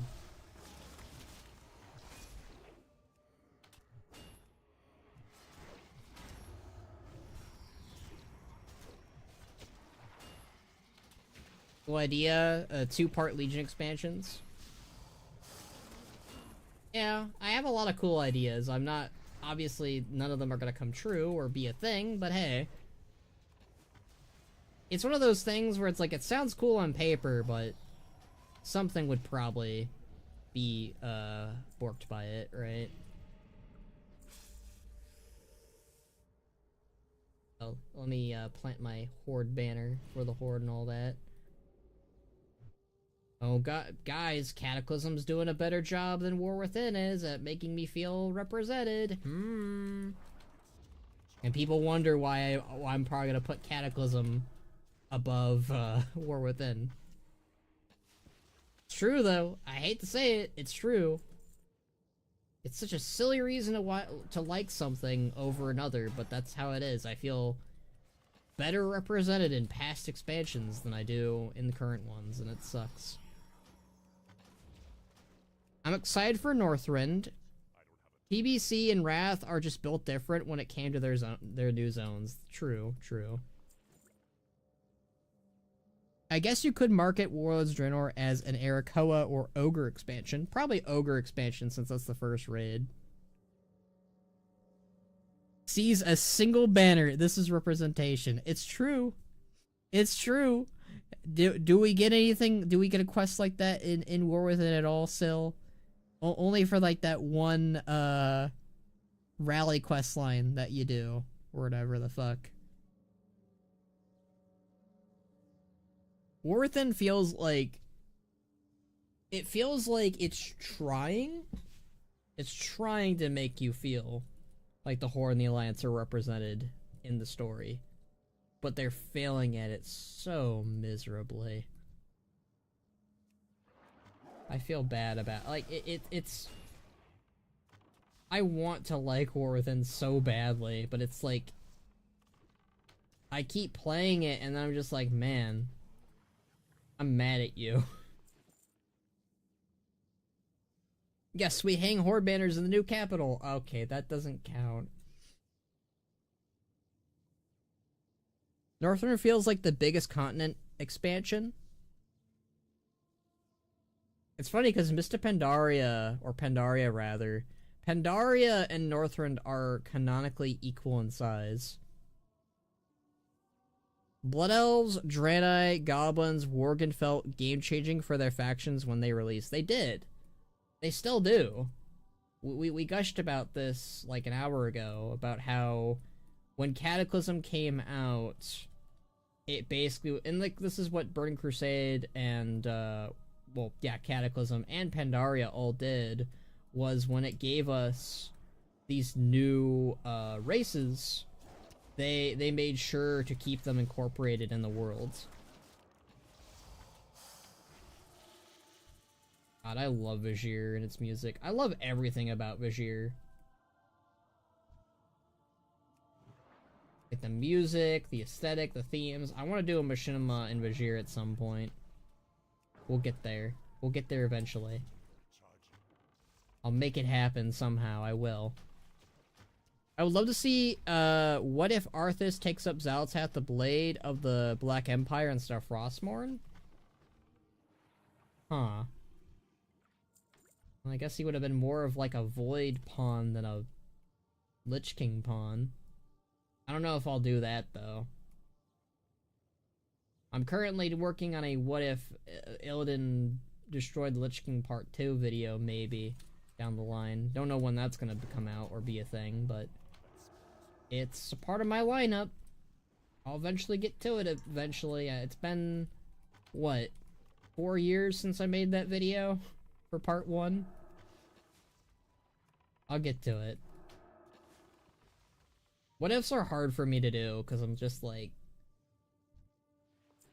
I don't know, like, I like the concept of doing a what if, but every time I open the bottle to what if, every time, it's like, okay, well now people are gonna want me to do more than a part 1.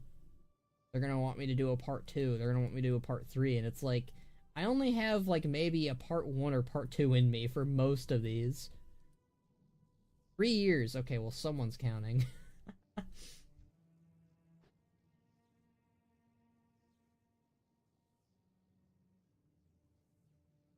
War Within indeed feels like an Alliance expansion, and we are all hanging out in a Dwarven place, Stornagol. You are constantly reminded of something Alliance. It really does feel like the Alliance expansion. I don't think they did it intentionally to this day, but they really, it really flopped.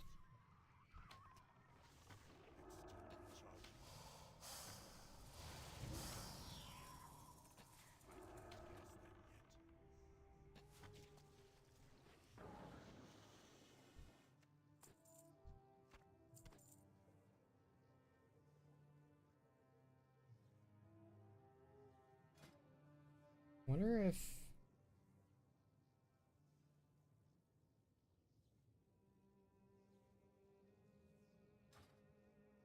I was gonna say, I wonder if I'm still in the guild that my one buddy invited me in, because I have no memory of my classic shenanigans back in Wrath. Because I joined the server in Wrath of Lich King, and I don't remember if it was my buddy who invited me.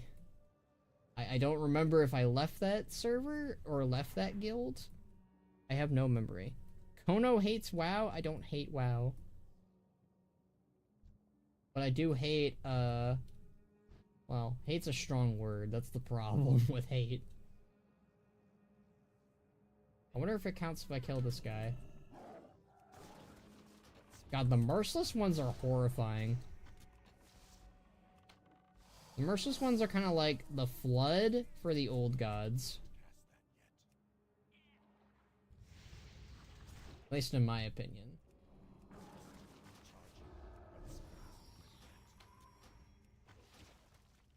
Bannerak freaking drowns. Wow, Machinima. Jeez. Oh, hey! Does count. I love that. Good on you, Cataclysm. Thinking ahead. We're about to get the best cutscene ever. I think it's a cutscene, if I'm not mistaken.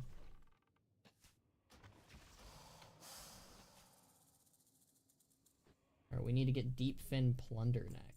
Ooh boy. Blood and Blunder, let's go.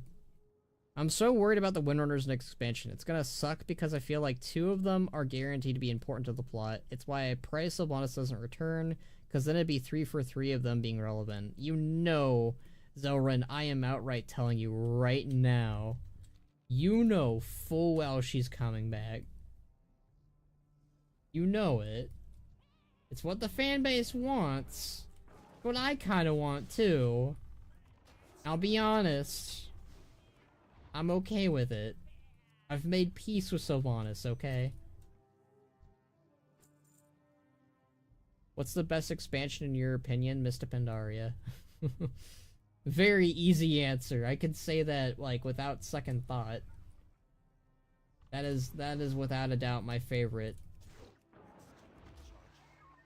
Alright, they get rid of Illyria or Sylvanas, and I can't see them getting rid of Illyria for that expansion. They're probably gonna get rid of Orisa. Oh my god, that scared the shit out of me. Is that the rare? I think that's the rare. I think he's level 85, there's no way we can take him. No, I think that guy is just... Huh. That just exists. The Kraken swimming in the water. Personally, I think they're gonna get rid of Orisa. She's the problem child. She's the only one who is a mom. Well, no, that's not true. Illyria is a mom, too. So what I think is gonna happen, alright? Orisa is gonna be the outlier elf who does not want to work with the other elves. Lorthamar will be like, alright, Varisa's throwing a hissy fit, who could have guessed? And Umbric, or whoever is leading the Void Elves at the time, the main issue will be because Illyria's been possessed by Xal'atath. So Xal'atath is gonna possess Illyria, that's my prediction. And, either Varisa's death will unite the elves somehow? In a twisted way, or like in a good way. That's my prediction, and I think that they're gonna like bond over the fact that they need to save Illyria from Xal'atath. And one of my personal favorite nicknames that I've given the possessed Illyria is Illyria, because you know, you gotta put Xal'atath's name in front of Illyria. It's Illyria. You're all wrong. The ghost of Lurath will appear and lead the charge. Sure. He's gonna be the Bard hero in World of Warcraft. He's gonna introduce the Bard class that everyone's been asking for.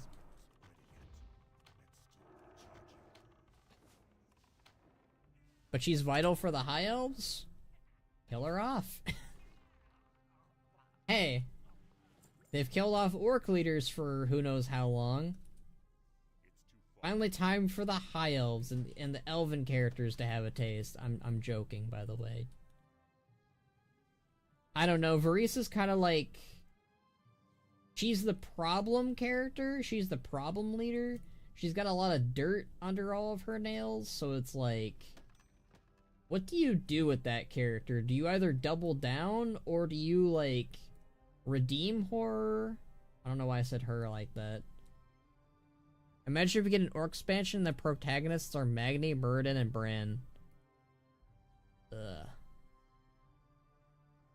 If they kill her off, that's her being an important character in the plot. Yeah, but they can still do other stuff with the other 2 characters. That's why I said she'd be important in the expansion. Well, yeah. Barisa is the best? No?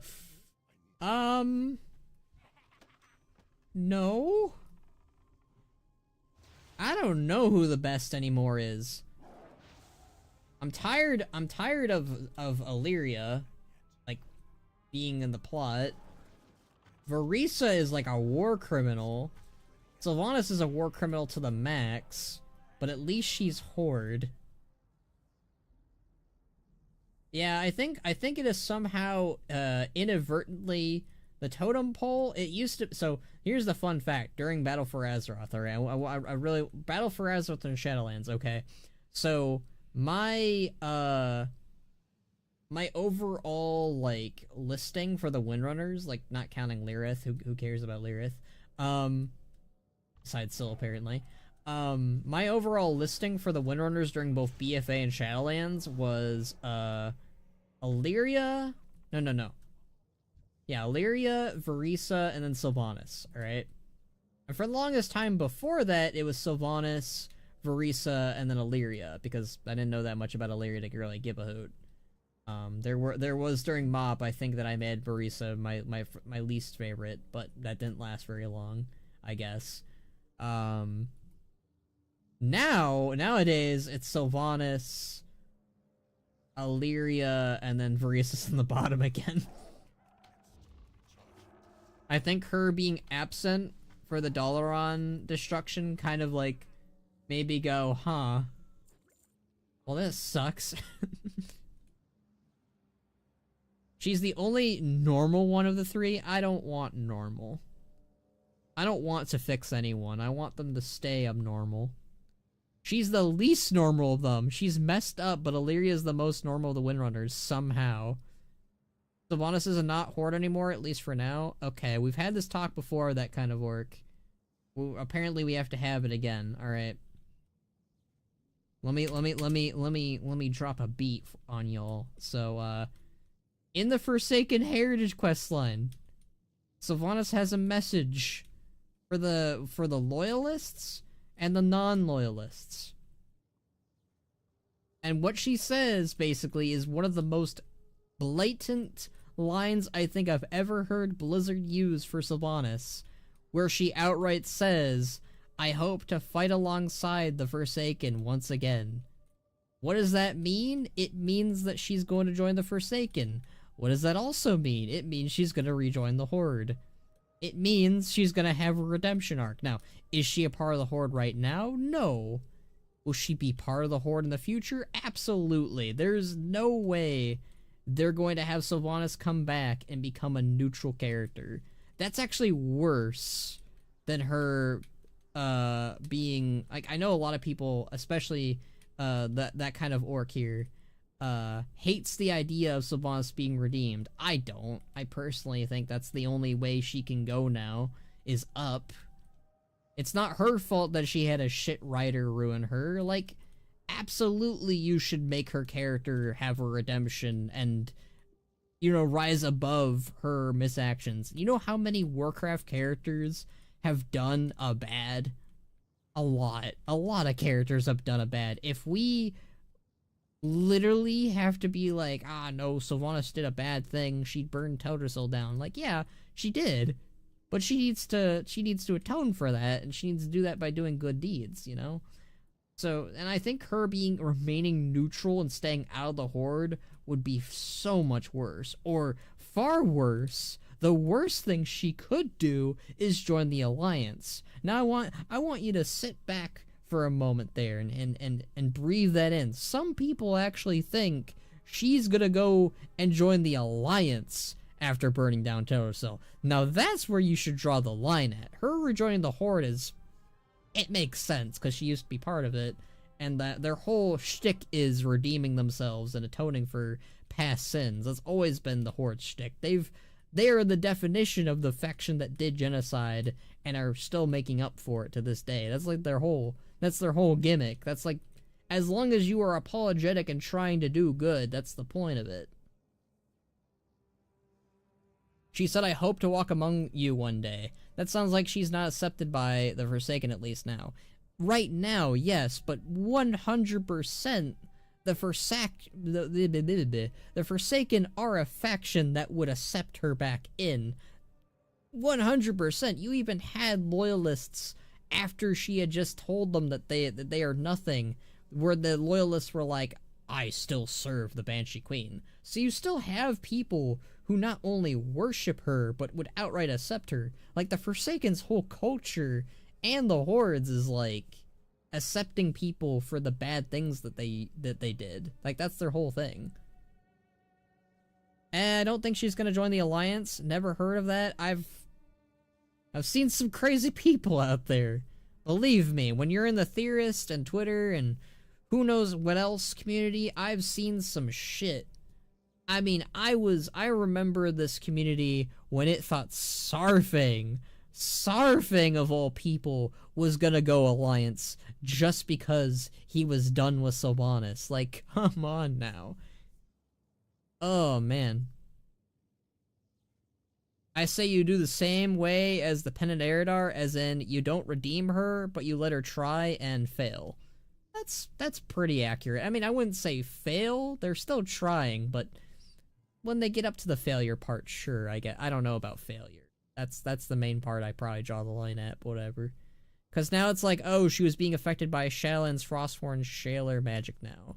They didn't really do that, at least. No, they didn't, Zelrin. They didn't do that. They outright say when she's on trial that no, this is all me. They always said that, so it's not that, thankfully. Theories from the darkest corners of the WoW forums. True. Very true. Super true. Yeah, I am team Sylvanas rejoins the Horde. Because think about it this way, alright? So, Midnight is the Elven expansion. Already in War Within, you have people clamoring and going, hey, War Within is way too Alliance. Please let Midnight be a little bit more Horde-coded, right? That would mean all the Windrunner sisters, right? You'd have Verisa for Alliance still, obviously. She's not going neutral. Illyria, she's the literal leader of the Void Elves, so that's another Alliance character. Sylvanas, you would say neutral?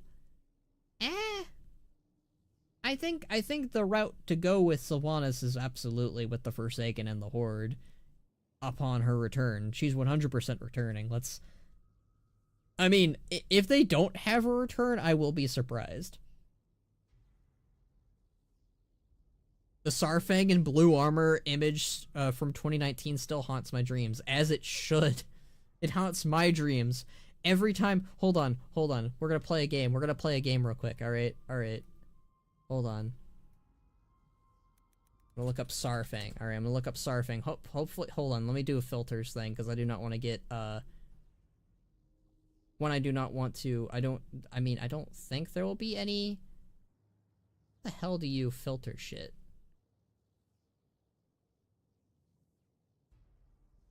Whatever. I'm gonna do Sarfang PNG, alright? How long does it take for me to find the Sarfang PNG but with the blue shit on it? Alright. 1, 2, 3, 4. Oh wow, we're actually not seeing it yet. Kinda funny. Okay, what happens when I click on the PNG that looks a little bit like it? What happens then? Up, there it is! Ugh. It's still gross. I hate it. I hate it so much. This was... Oh, God. Nightmare fuel. Personally, I hope that she just becomes a neutral character. No one is surprised. No one is surprised you think that.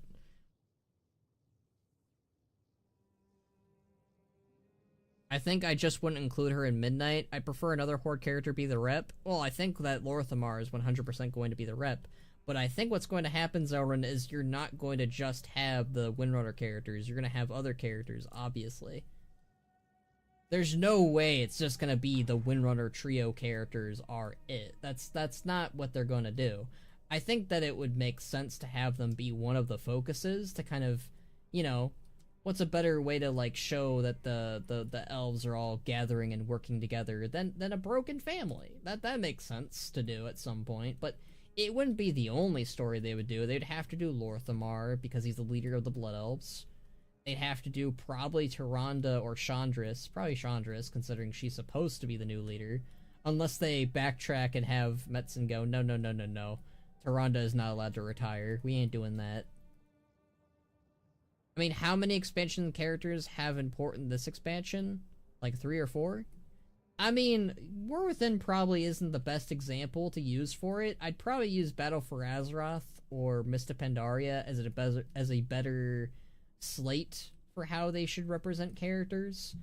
Again, it's very clear to me that that War Within is like a weird Denuzer Metzen mesh. And I don't know how much of this is Denuzer and how much of this is Metzen at this point. I love seeing the druid just swimming around here, it's funny. Anduin, Illyria, Magni, Moirin, Dogren, Thrall. Do we really want to count Thrall? Do we really want to count Thrall? Do we really want to count Thrall? I'm gonna keep asking that. Do we really want to count Thrall? Do we really want to count Thrall? Thrall and Anduin have not been important this expansion, let's be real. Well, Anduin a little bit more. Anduin at least had his initial first arc, and then he kind of dipped out. Same with Magni. Anduin and Magni pretty much had the equivalency of the same amount of screen time. Thrall, though... Poor Thrall. He had like one quest line, and that was about it. My poor goat. My poor guy. You have like 5 minutes of screen time? That's not true. Zoran, you haven't played War Within, so I'm gonna pull my card on you and say no, you're not really telling the truth there.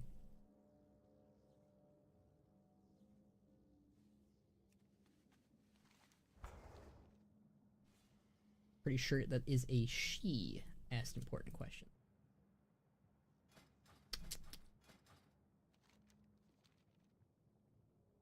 Unless you're referring to me.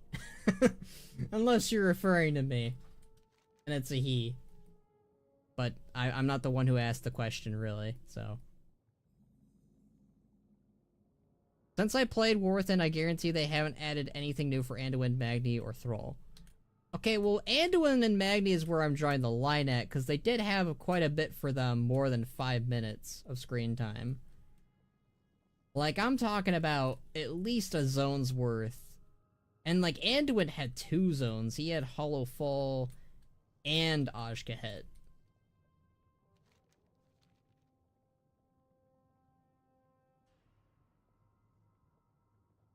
Ba-da-bum-ba-dum.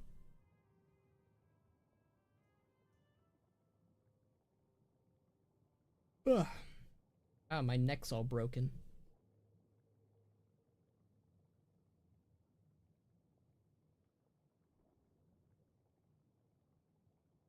But yeah, Thrall is kind of the character that dipped.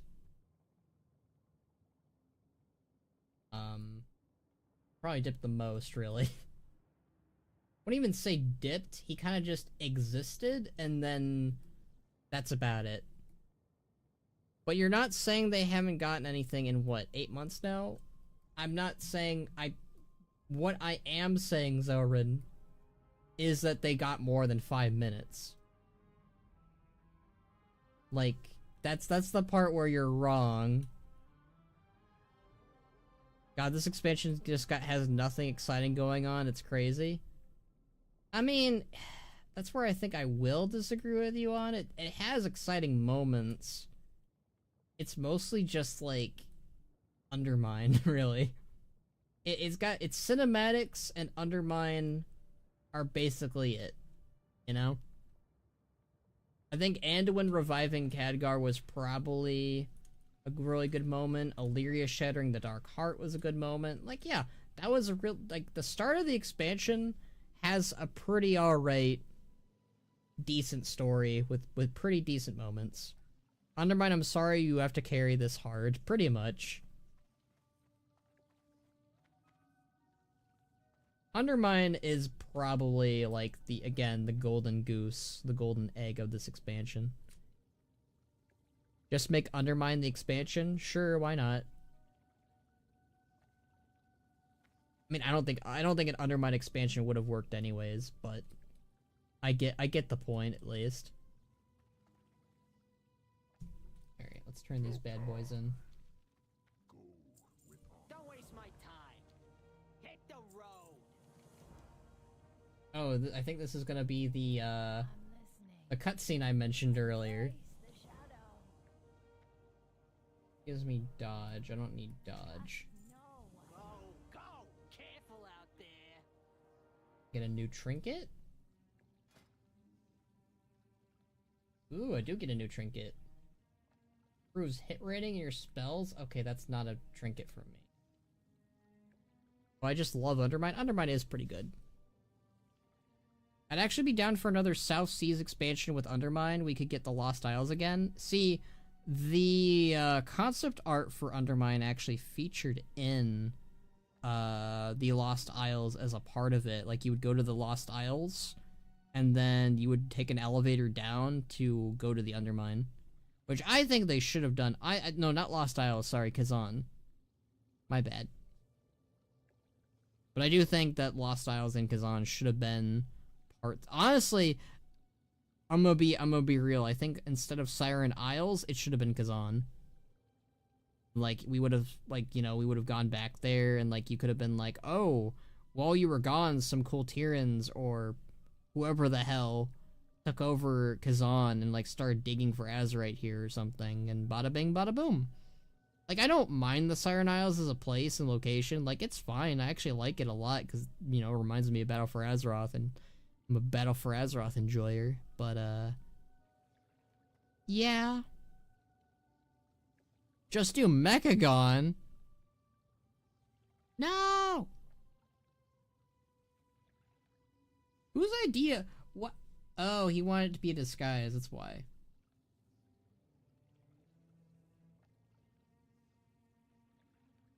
Oh, just do a Mechagon, not go back to Mechagon. Got it. With the vault door or whatever that hyped up the future patch. It's kind of funny because they didn't really do anything with that until 8.2. But they pre-established that for a future thing.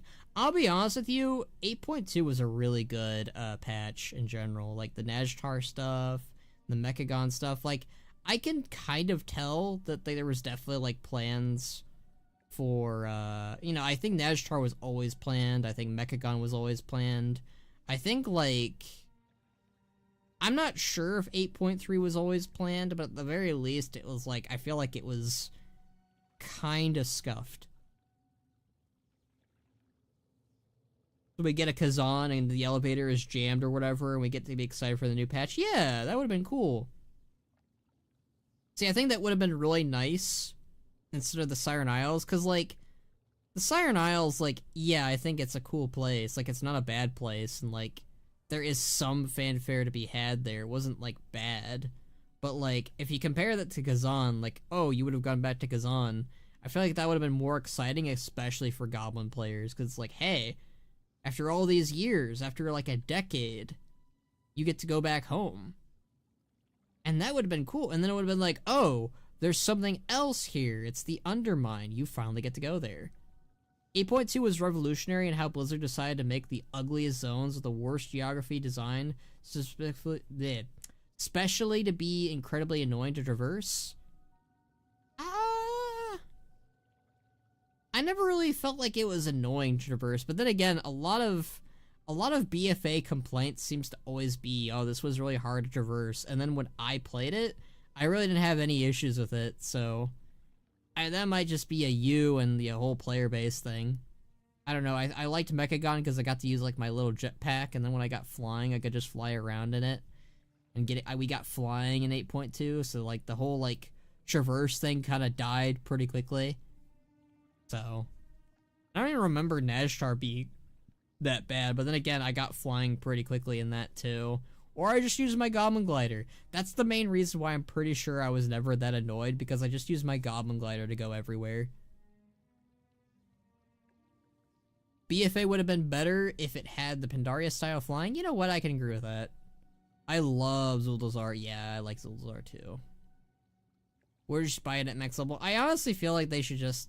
I mean, that's kind of what I think they should just do in general with all expansions, is just like, you start the expansion on the ground, and then after hitting max level, you get to fly.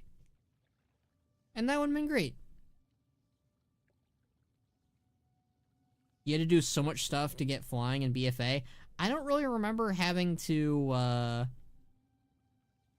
do it that bad. Nashor's zone design feels like looking at a Klein bottle.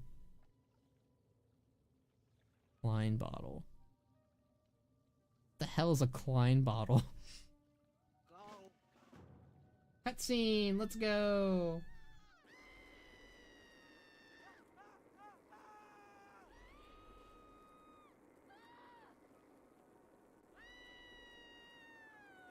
Accurate. You fools, stop running around and face it! Oh, I forgot about this.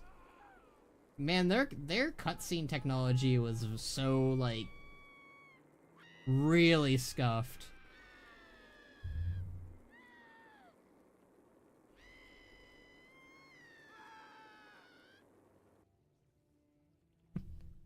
BFA's design was like getting a peek at my Klein jar.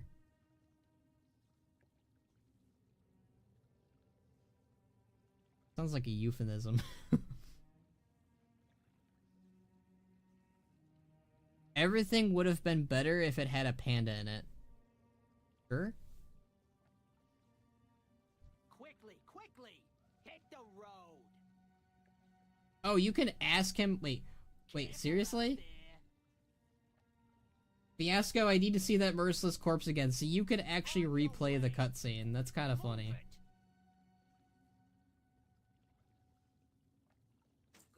Go. You do it again? You can't do it again, but you could. That's only if like your computer glitched out or something, or you didn't watch it. I think they actually, if I'm not mistaken, in retail and current WoW, you can actually replay that cutscene as much as you like. I'm pretty sure.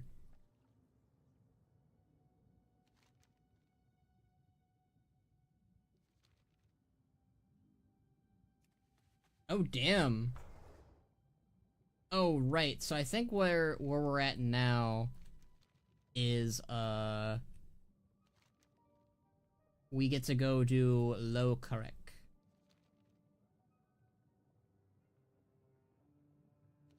I believe that is the next thing, and Nazgrim gets to send us there.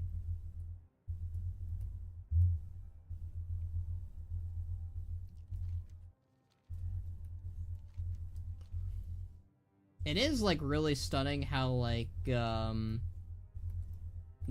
really only got to shine in Vashj'ir, but we remembered him so much from Vashj'ir, at least to some degree, that we got to carry him over to Pandaria, and, like, it felt practical, and it made sense. Like, it worked, basically.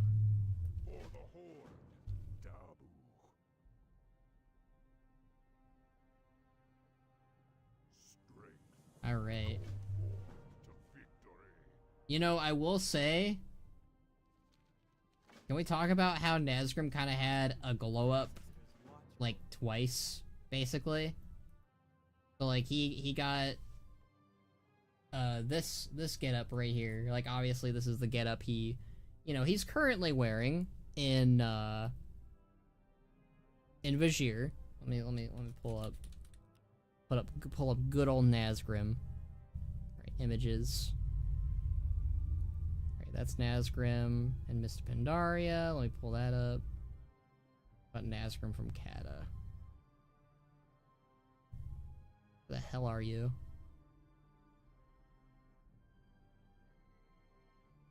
Nazgrim. Alright, Nazgrim Cata. Here we go.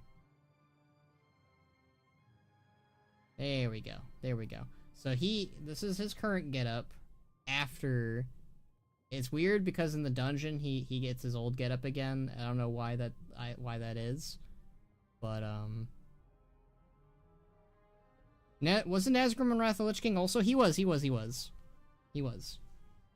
But this is Nazgrim's getup in Cataclysm at the start of Vashj'ir. Here he is in the end of Vashj'ir. And lastly, here is Nazgrim in his final drip. And I feel like this is like the best combination of them all. Like, yes, he's wearing some pretty dated looking armor, but he did get some pretty nice textured shoulder pads out of it, right? So, to this day, I still hope they give us these shoulder pads. Honestly, that's kind of a loss that we didn't get these in, it's a bit of a loss we didn't get these in, Remix. I'm kind of surprised we didn't. But yeah, Nazgrim had some pretty good drip. Alright. Oh, we are not even close to entering Lokorek. Okay. I just know that we enter Lokorek and we deal with the stuff in there, and then we leave, and then I think we deal with the Abyssal Breach finally.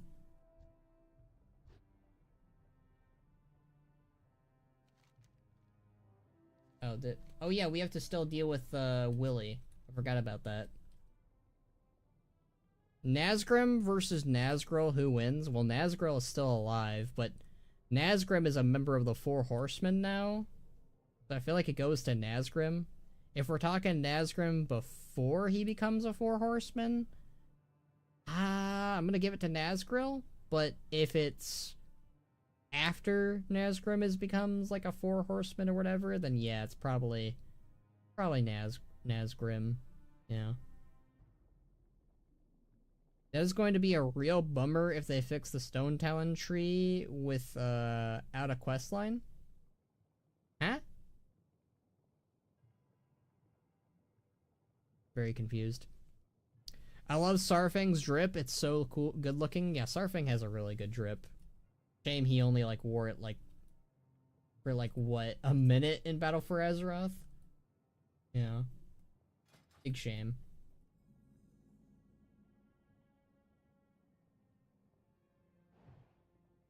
When he's using full armor, both shoulders, etc. Wait. I'm talking about Sarfang in the BFA drip. You're talking about Sarfang in the classic drip? I don't know. Like, I like both the shoulder pads, right? But if we're comparing it to his BFA look to his classic look, I'm gonna go with BFA look. However, with the caveat of it's the BFA look, but he gets to use both shoulder pads. Because this is a legendary look, not gonna lie. Like, this is a really good look. This, man, it's one of those things where it's like, it worked back then. Like, this worked back then in Classic. But, oh man, does it just, when you compare it to this, it's like, it kind of loses its luster completely.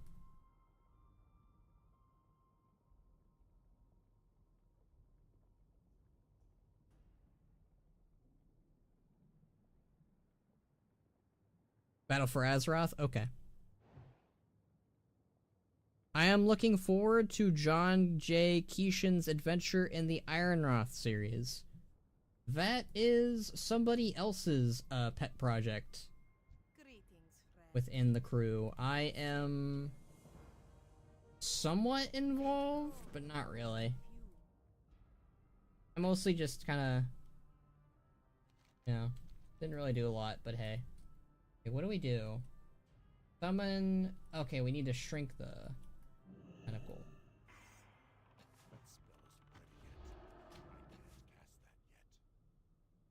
Where's my pet? Dang, Skull, why you gotta be dismissing yourself, bud?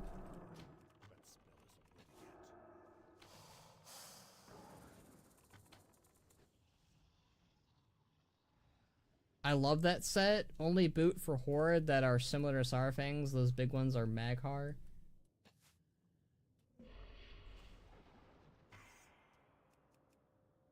The, I use, I do hope that they add a Sarfing set someday. Personally, I think that would be really cool, especially for orcs. Or if they just remaster the Tier 1 set, it's just Sarfang set.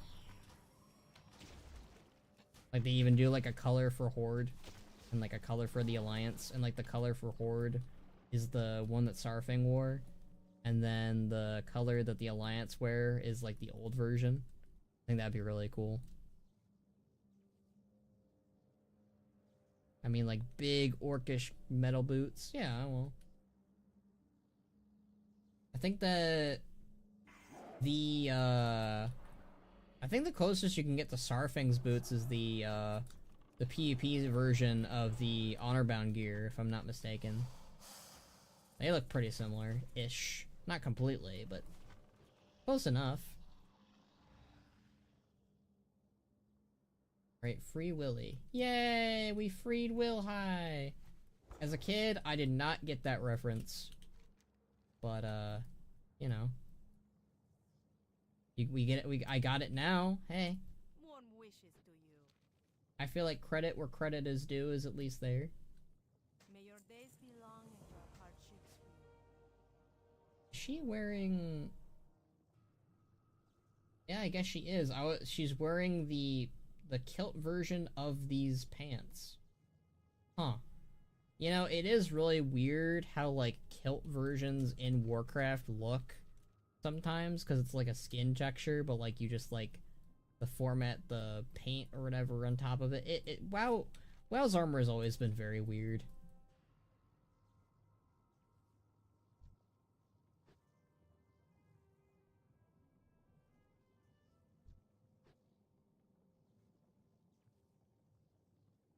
Give me these mushrooms.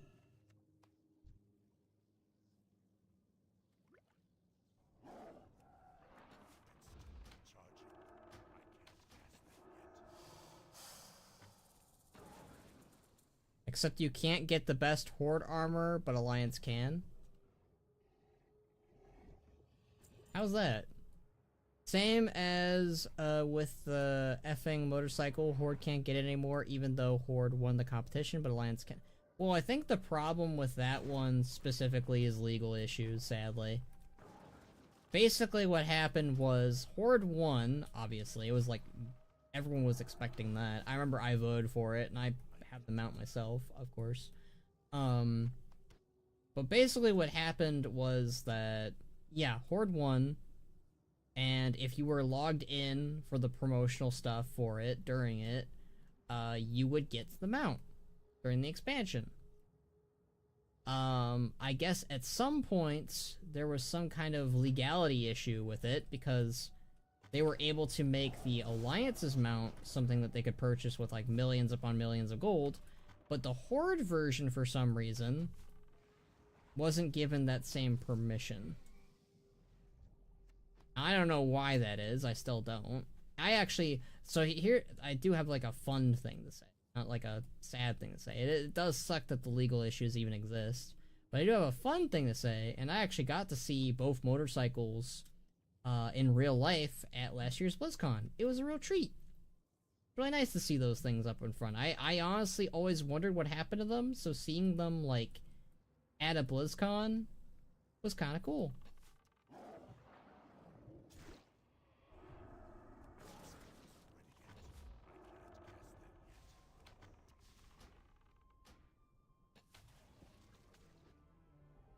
Alliance Warfront and PvP colorations are both mouthwatering good. They are really good.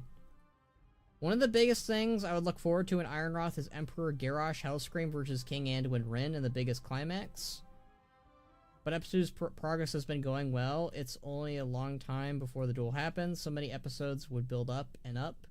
I'm gonna tell you this, Ryan. I'm not...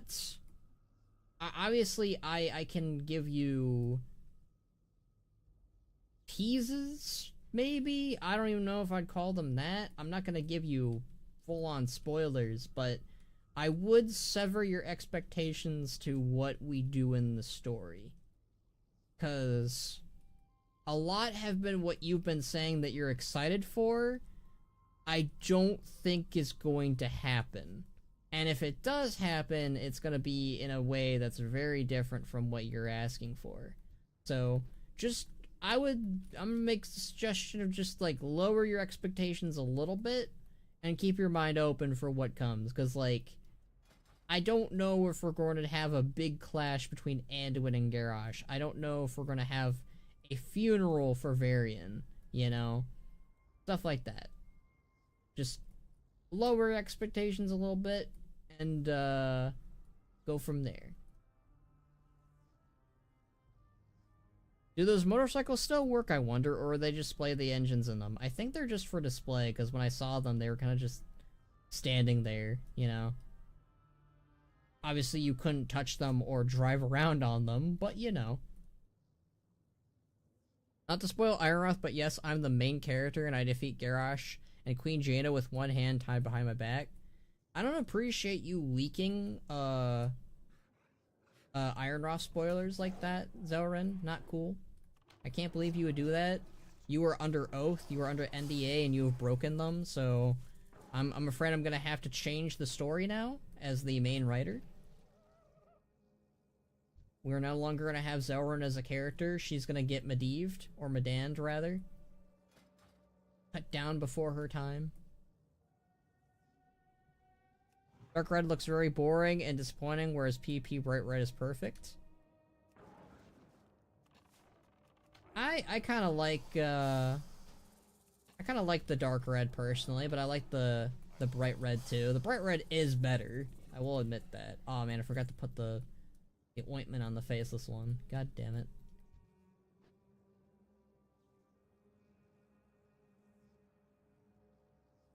Ironroth spoilers, sorry, but Garrosh refuses his veggies in episode 5, and AU Grom puts him in timeout.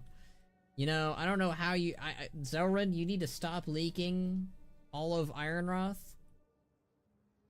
I am inevitable. Well, now you're not. Now you're the opposite of inevitable. Now you're... What's the hold on. Antonym of, inevitable. What is the antonym of inevitable? Fuck you, lizard.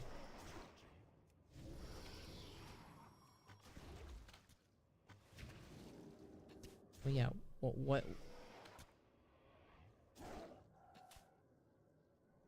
I want an antonym for inevitable.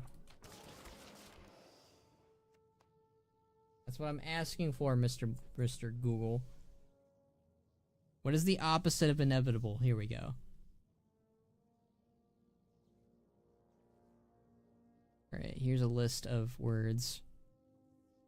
Avoidable, evadable, evitable. Evitable is probably the closest one, probably. Stoppable. Unstoppable. Indefinite. Not inevitable. Unnecessary. Zelrin, you are unnecessary. It's better, but Alliance versions are equally awesome looking. How dare you? This is a Horde slander stream. Now. Clearly. I'm gonna slander the Alliance now. The Alliance uses a cartoon lion for their symbol. What a bunch of jokers. Thing you're gonna tell me they use a tree for the Alliance, for the Night Elf symbol. That would be unfortunate. I'm sorry, that's mean. That's very mean. Guys, I need an antonym for impossible. Could it be possible?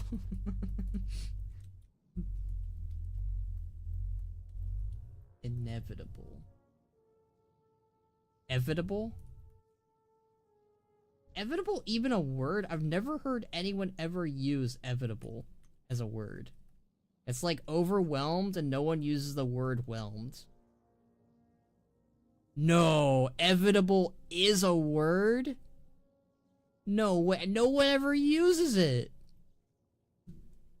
That's some bullshit. I learned something today. Holy moly. Talking about the War Within, even the new Paladin set is made literally for humans. It has a strong lion theme going on. Again, Alliance in mind. Damn. They are not escaping the Alliance. This is the Alliance Excuse expansion. Well, at least we have Cataclysm, everybody. You know, whenever everyone was like, well, wow, Horde had its own expansion with Cataclysm. It's so silly. I think the closest that the Horde has ever had to an expansion was Mists of Pandaria.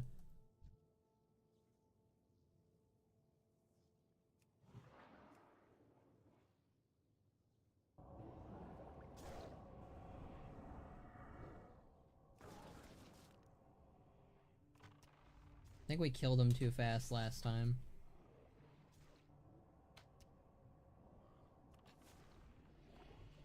Oh, I guess we just need to kill him after putting the thing down.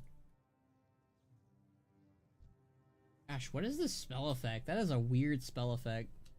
I don't think I've seen that since Cataclysm.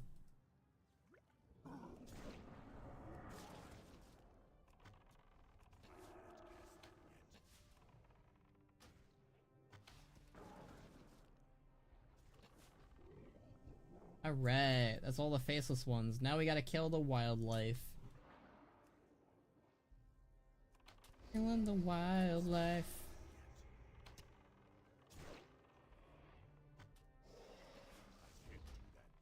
Guys, they made the Hunter set Dark Ranger themed. Could it be possible to have a Horde bias? Seems fishy to me. My least favorite Hunter set of the expansion, too. I do not like that they did a Dark Ranger set in War Within. I was like, we are really doing a Ranger set before midnight? How dare you? Like, generally speaking, I do not like it. Like, I've seen a lot of people saying, like, we finally won. We finally have a good Hunter set. And I looked at it and I was like, this ain't all that. This ain't all that. This is like... This is a diet version of the Nighthold set. This isn't even superior. It's just got 3D assets on. That's all. It's like They did one a couple expansions ago and it still looks good. Exactly. We did not need another Dark Ranger set that soon. I don't see the purpose when the Nighthold set still holds up. Yeah! Oh, sorry, I didn't need to kill you. I'm killing you anyways, because you're, you know, trying to abuse me, so. And hold set that had 3 assets, too. Night Elves are also now Dark Rangers, I guess, but it's kind of illegal. I'll be honest with you, I think Night Elves being Dark Rangers was one of the weirdest things that Battle for Azeroth pulled out of its head. Like, why? Did we really need that? Like, I mean, I guess it's okay for customization, but it kind of just feels like putting a hat on a hat. We already have plenty of Dark Rangers. Did we really need Night Elf Dark Rangers? Kinda weird. That soon? It's been 9 years. What do you mean? Nobody tell... No, okay, a few expansions ago. We'll go with that. Not a few years ago. A couple expansions ago. Yeah, that's what Zevran said. Hold on. How many expansions ago was Legion? Hold on. Okay, Dragonflight. Shadowlands. BFA. That was only like 4 or 5 expansions ago.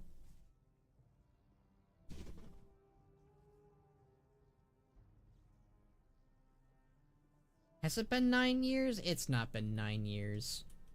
I thought it came out in 2016. Ooh, it has... Well, it's been more like 8, right?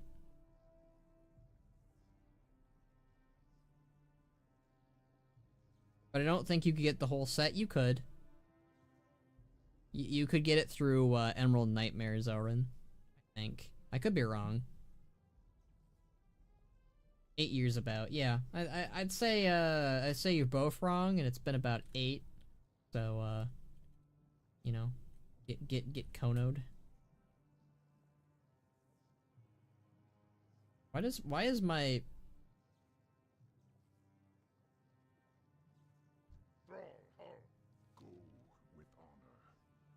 then upgrade? That's strength.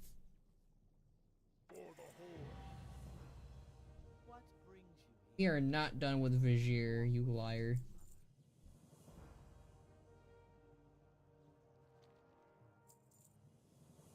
They really trying to get me to leave. Reign of the Unfathomable. I am the Unfathomable. You're all wrong? No, Zara. We're all right, and you're the one who's wrong. We're a figment of your imagination. All of this is in your head. And Dark Rangers need to be taken down a peg. I remember when this, like, I did this quest, I thought an old god was gonna pop out of this thing.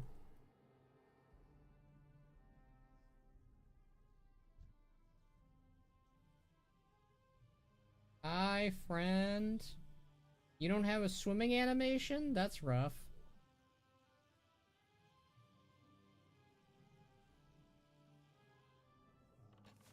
I guess they really were kind of leaving hints that N'Zoth was, here. Oh, hey, it's me. Now I'm dead.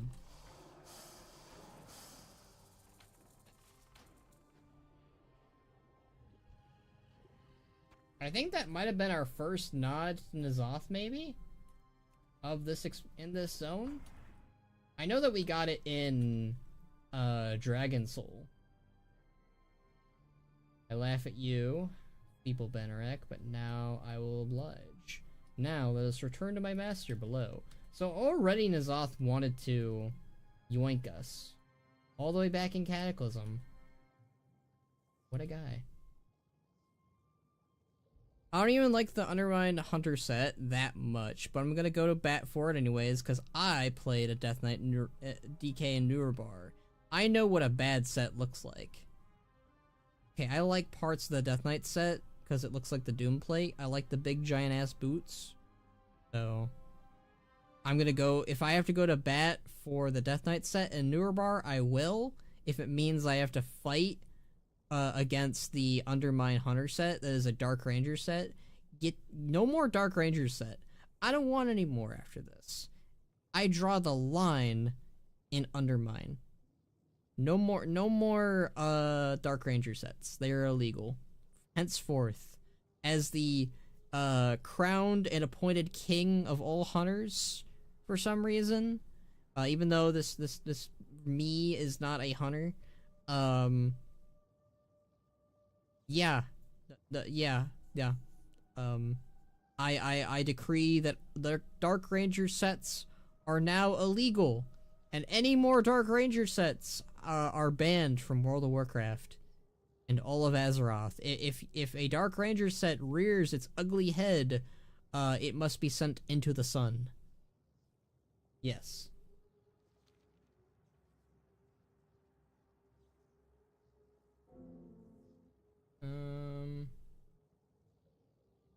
Does give me more mastery.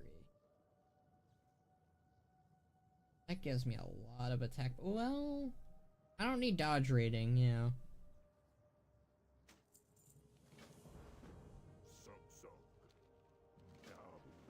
Alright.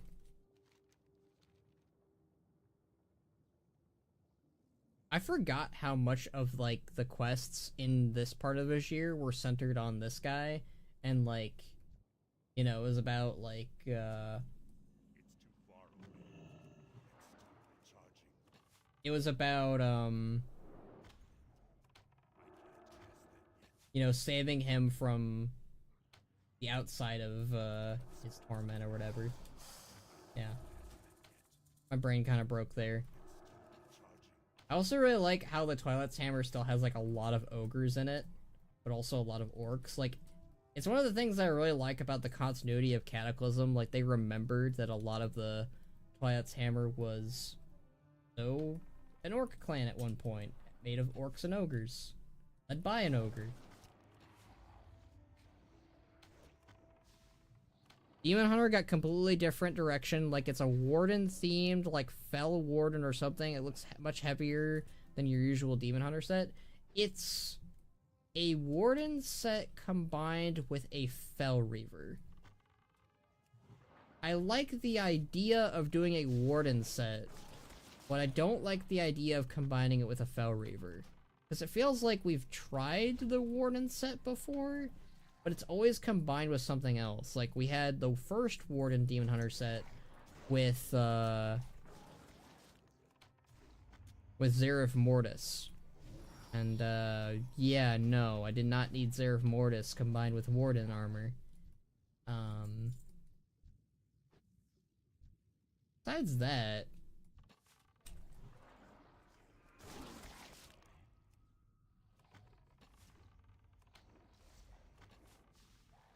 yeah. I just think that we need, if they do another Demon Hunter set with the Warden, just let it be the Warden, or let it be a Fell Warden. Base it off of Cordana. That would be cool. Dragonflight Season 3 set with Sargeras artwork set, at least the upper parts.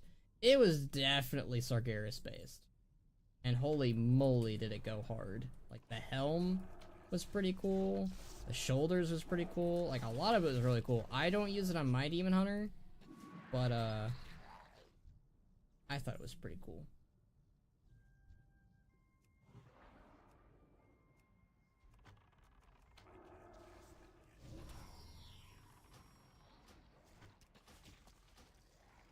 A new Demon Hunter set that looks like it was made for Cordana.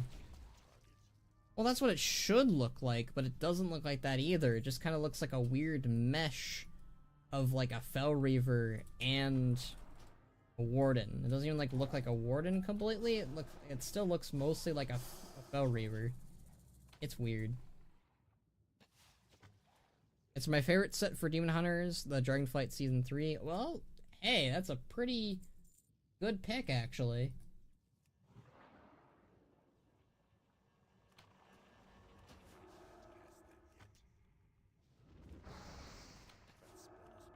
Is each ogre a different color? That's kind of a nice attention to detail that I didn't notice. And they're all two-headed. Huh. Nice little addition. Each time we kill one, a tentacle dies. Who would have thunk? Alright, the other ones are all the way over here. Neflaham.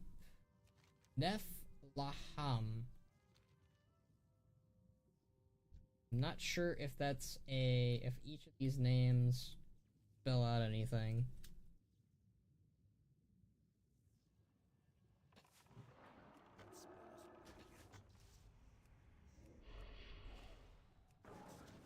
Or if they mean anything, rather. I always like the art direction they had for the ogres in Burning Crusade. I kind of wish we saw like an updated version of it in Warlords of Draenor, like this like weird like second-headed like owl thing and like metal arm sort of shtick. That would have been cool to see. I can. How friendly. Normally, if we... oh, that's probably why Skull keeps dismissing himself, because he can't catch up with... okay.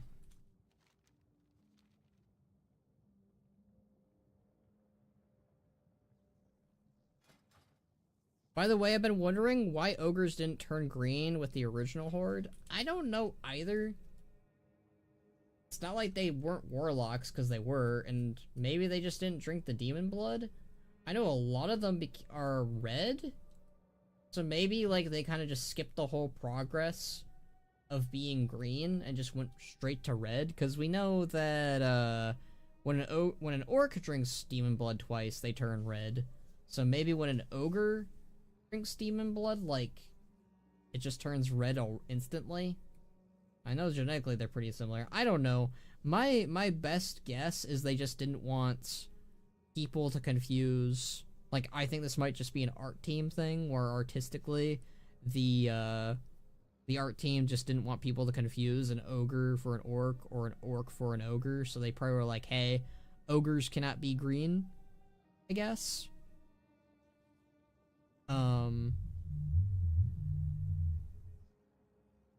I mean, I liked playing with this idea with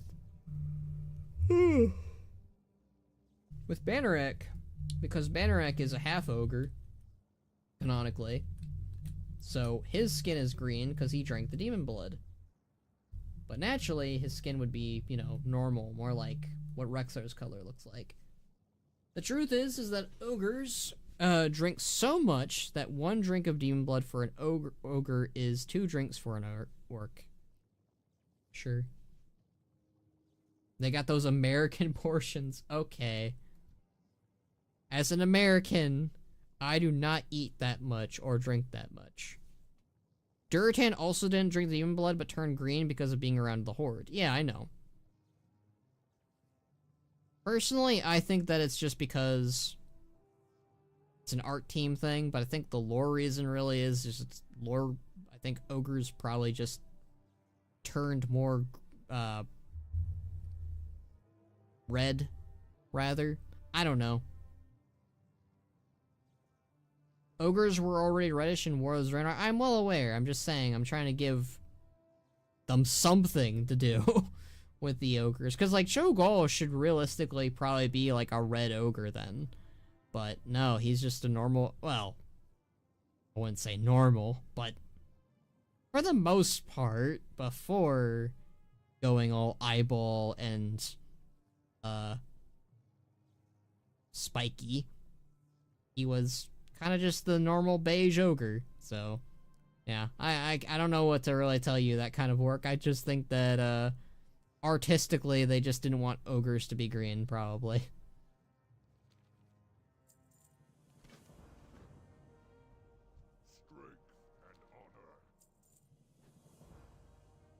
Alright. Now we can head on in.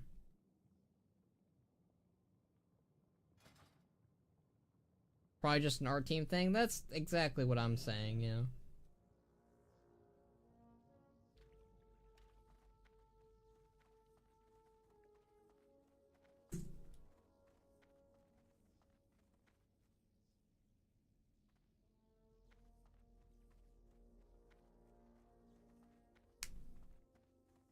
They should make another Draenor expansion? Really? I mean, I'm not against that idea, but I'm also like, I have no idea if I really want that.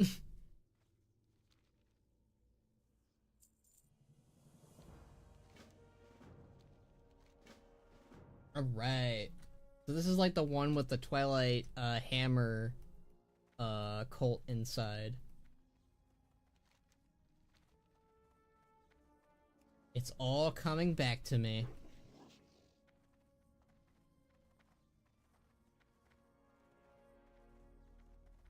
I think Draenor generally was lightning in a bottle, and I'm so sad they were able to fully capture it. Well, that's rude.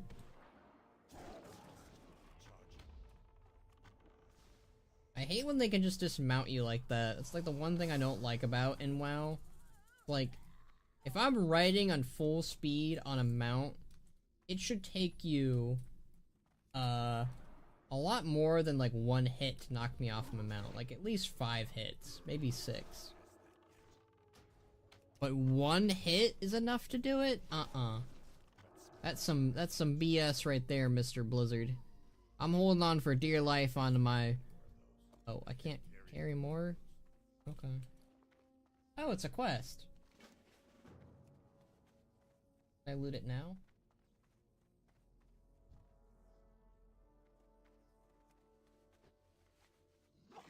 Draenor 3, this time Grons are blue. I'd be down for another okay, so Hear me out. Hear me out. This is what Draenor 3, Electric Boogaloo, or whatever it would be. Outland is dying. And this is an old concept that they took from, with Garrosh, basically, is my idea. Is, originally Garrosh was going to use some Titan relic of some kind to restore Outland to its former glory, like chronomancy or whatever, or something or other. You know, he was going to restore Outland to its former glory. He was going to make it a full planet again. And then he was going to revive the Draenor's orcs with necromancy. We're not going to do that second part, but we are going to do that first part. So Draenor is dying, and rather than let it die, Thrall, and the orcs, and the Draenei, and the Ethereals, or whoever the hell, all work up together to restore Outlands. Now the question becomes, oh, well, why don't the orcs just go to Outland then? Well, it's not their home anymore. It's Azeroth's their home, too. That's been more than apparent for a while now. So, Azeroth is still their home, but Outland is an extended home, you know? Anyone can go there. If you want to live on Outland, you can go live on Outland. So Outland is restored, but because Outland is restored, problems emerge. And we have to go back there. My other idea, and this is like a more stupid idea than like an idea they should do, is alternate Draenor and Outland fused together, and then Yrel does her whole Light Crusade on that after fusing the Draenors together. Basically, it's Yrel's way of, one, coming to our plane, but two, kind of just making Outland relevant. And what I would do here is, like, parts of Outland would still be, like, you know, broken. It'd be, like, kind of like putting a hat on a hat situation. But the other hat's kind of crusty and, you know, full of corruption and other shit. But that's what I would do with a Draenor 3 or whatever. Lyrox finally brings the Mok'Tathal to Azeroth, and then Thrall sends the Horde back there to do restoration stuff. And he's just like, oh, for fuck. Yeah. Yeah. I'm waiting for Yrel Light Crusade. I don't know if they're gonna do that. Seemed to have been yet another Alex Asfriabi move. And we all know what we do with Alex Asfriabi moves in this place.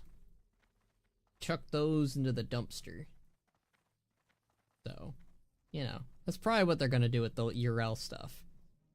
Personally, I would still do it, but what I would do is just say that she was possessed by Anaru, and that way you can save Yrel's character. Or, you know, just do away with the storyline in general and just say it was one big hiccup. I don't know. Say Yrel did it off screen and fought the Naru off screen or something, or just fix it or restore it in like one big plot line during midnight. See, I do think Gyra might be a pivotal character in midnight, maybe. Just because Renalash is gonna happen, it seems like. At least we know the Army of the Light is gonna show up. And I have the sneaking suspicion that Yrel is gonna show up in midnight. If it isn't an Alex Asfriabi quest or whatever, and it was somebody else, well, there's a chance it might happen then.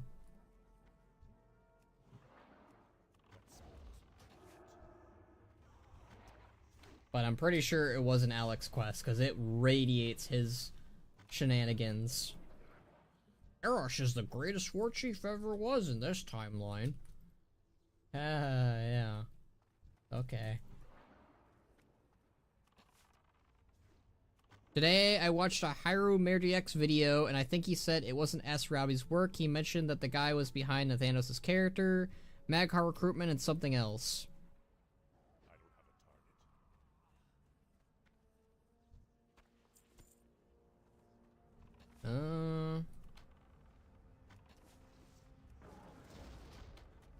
Might have been Asriabi's friend then, I don't know.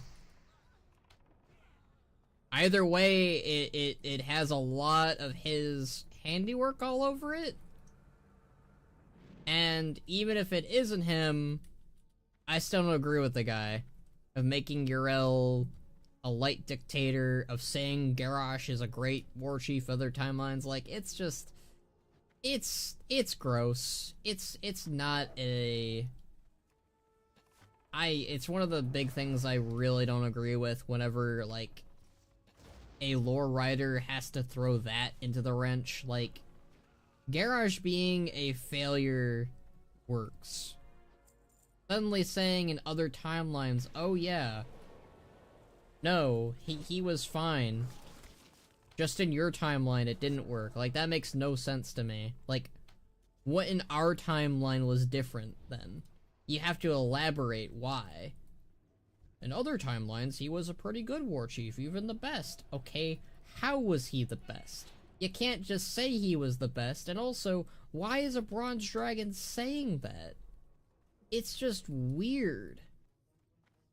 It feels very forced. It would be like, all of a sudden, oh, Gul'dan here. You know, in other timelines, he was actually a pretty good guy. Okay, how? Why? And why are you saying that? All of them are terrible people in this timeline. Who cares if an alternate version of them is better? It's like, ugh. Very forced and very unnatural and just very, Some writer, nonetheless, I would have remembered his name if it was Asriabi. Oh.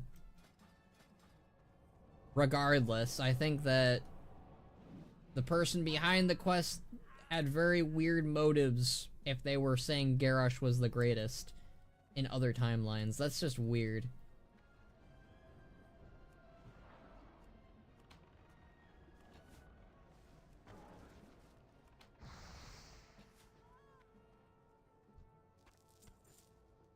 Oh, nice. So we do need to kill these guys.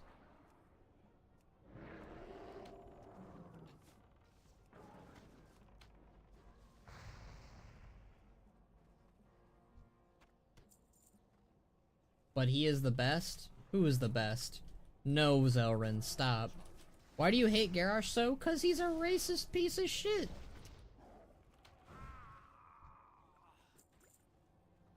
I actually like Garrosh. I just think that I like Garrosh for completely different reasons from some other people. Like, Zelrin, you just have a crush on Garrosh. And then other people are just weird. Gul'dan was the best leader in countless other timelines. Dear God. Ew. Even saying it, that's what it feels like when someone just is like, Garrosh is the greatest leader and war chief who ever lived in this timeline. It's like, okay, not my timeline. I don't give a hoot. It's like, what I hate that whenever someone in writing always does that. Like, my character in the alternate universe is way better than he is in this universe. And it's like, in this universe though is where it matters.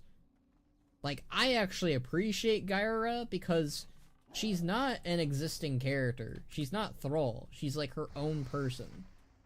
She's not a better version of Thrall. She's not a worse version of Thrall. She's just Gyra, and it works because she's a different character.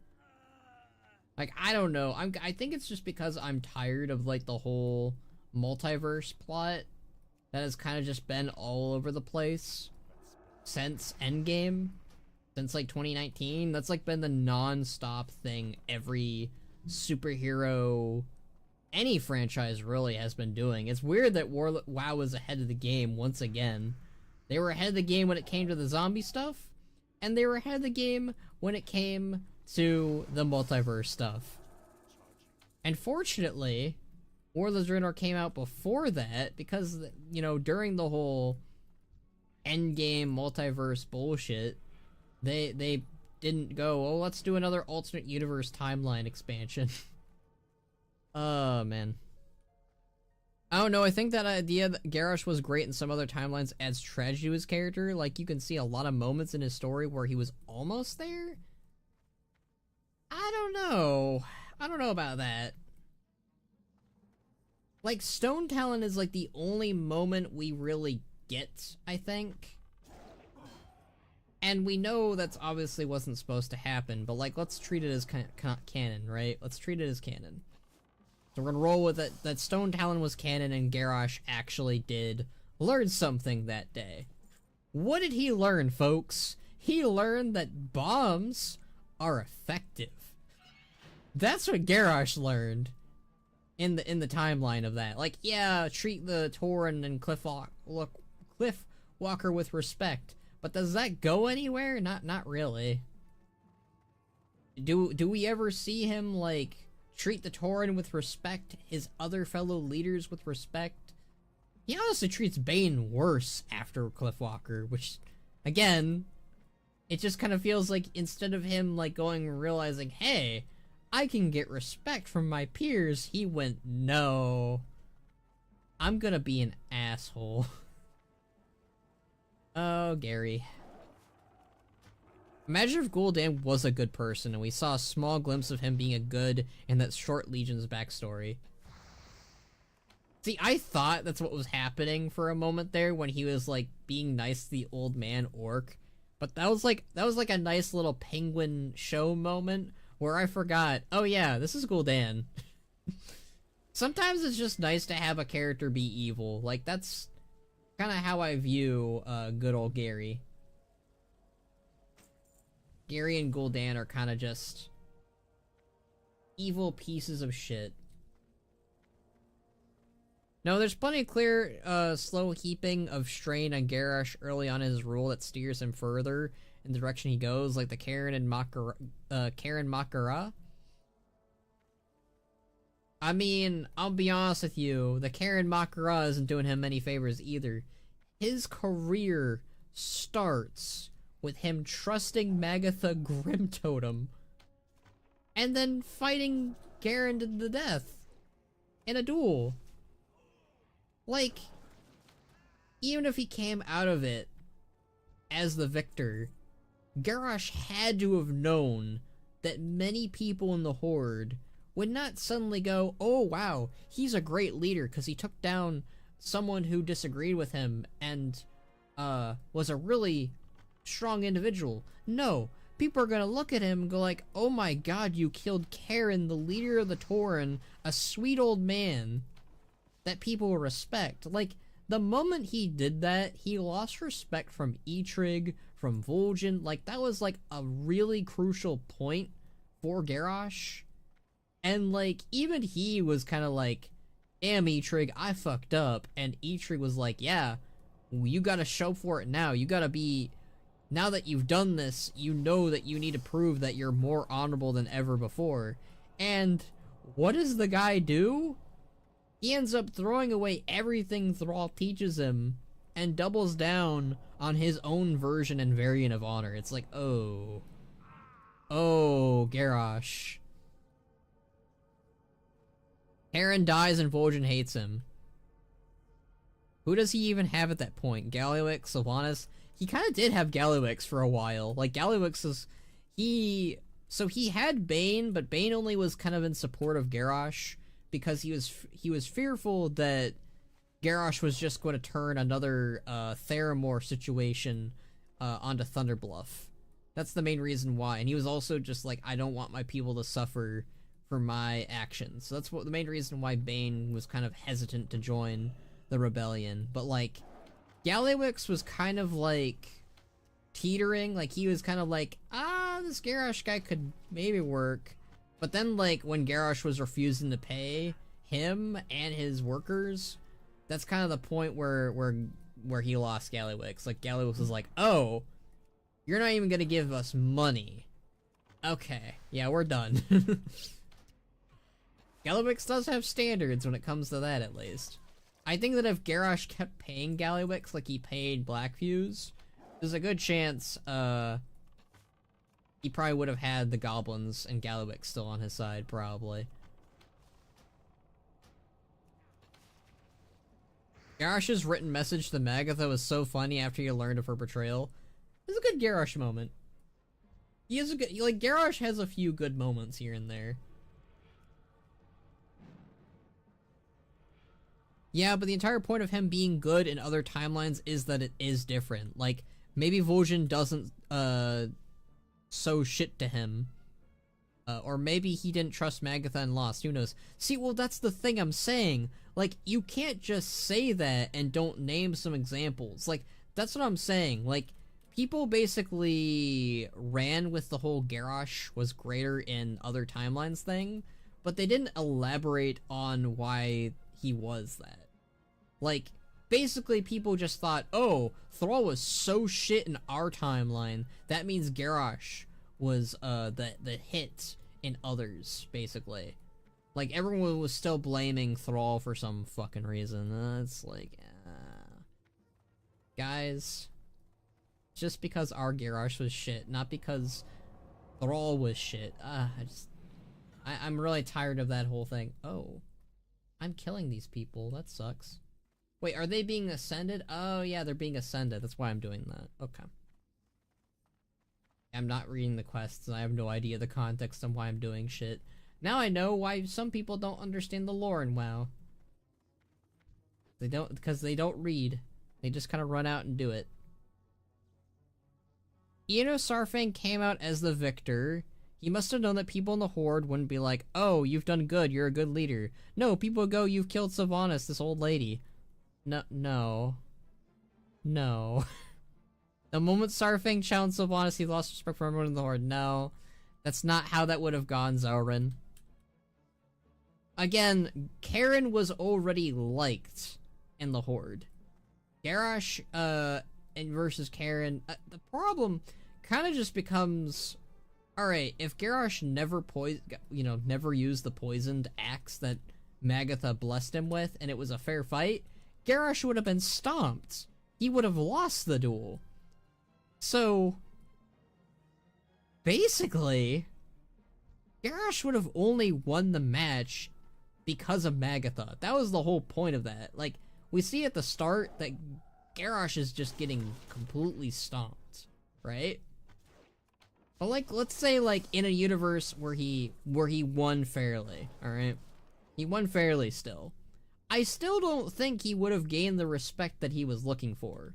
That was the problem with the Mak'gora. The Mak'gora was kind of a flawed system in how the Horde thought people would think when you killed someone in a 1v1 match. Like, even in the early Horde, how Ogrim killed Blackhand, plenty of the rest of the, what would become the Dark Horde under Rend and Maim, they hated Ogrim. They did not respect him. They were kind of just working for him, because at that point, well, they had to. It's not because they wanted to, it's just that they had to. If they had a moment where they could backstab him, they totally would. In a way, they kind of did. So yeah, I think like the whole system of the Mak'gora is just really flawed. Like, yeah, if Sarfang killed Sylvanas, would that have solved anything? Probably not. I mean, I don't think it would completely. I mean, you would probably have some people honor the agreement, but then other people like Nathanos would have just been like, oh shit, they killed my girlfriend. Bomb them with the Blight. You know, that's what Galliwix probably would have said or done if in a situation where Sylvanas would have died. Alternatively, also, you probably would have just, I don't know, I think the whole point of it was that Sarfang knew that's not what would have gotten people. What he needed was Sylvanas to admit that the Forsaken were nothing to her and that the Horde was nothing to her. That was the selling point. Sarfang knew that, and he had to goad her. And he goaded her by preaching about hope, which is like the best way to get Sylvanas to get mad, basically. That's her trigger.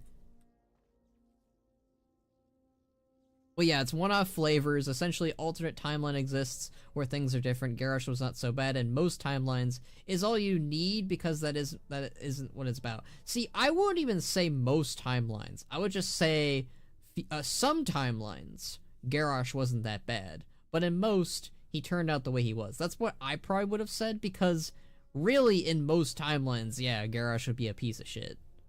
That's my opinion, at least. I'm using your words against you, Khono. You know I'm right. No. If Karen was so wise and sweet, he should have trusted Garrosh. No.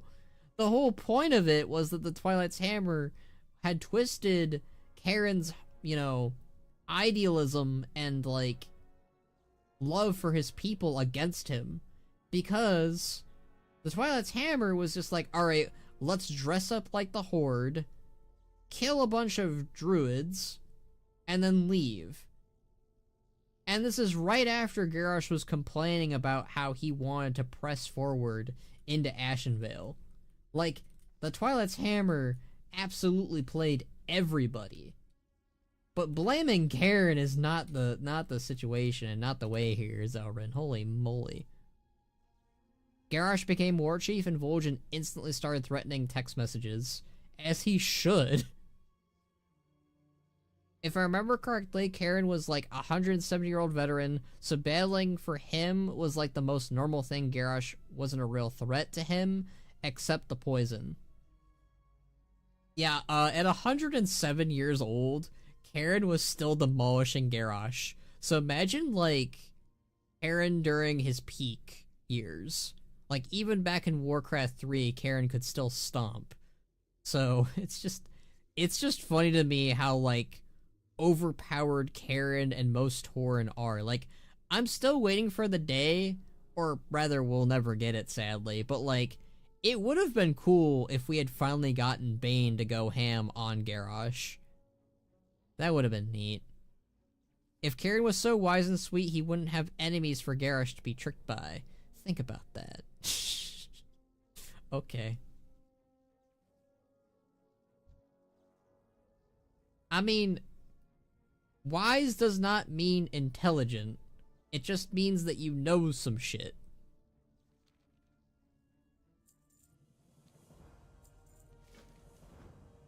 Alright.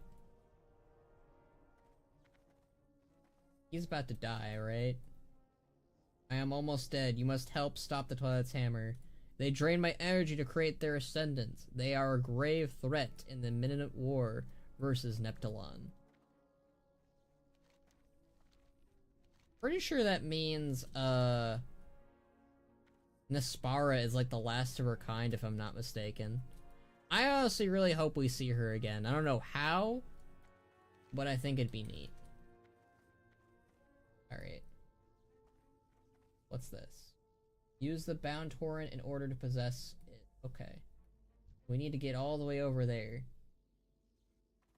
Okay. I wish we could sneak by them, but I don't think we can. Maybe they'll ignore us. Maybe they'll be nice.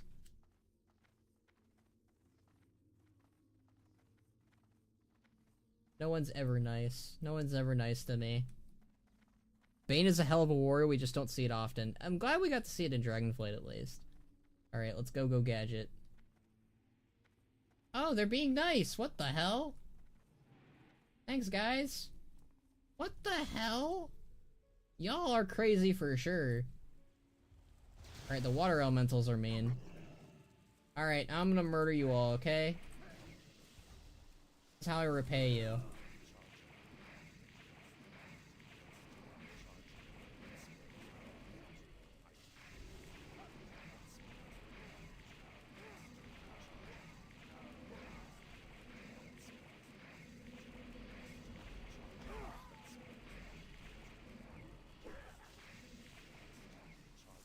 What does 4 do?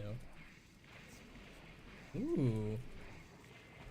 Very nice.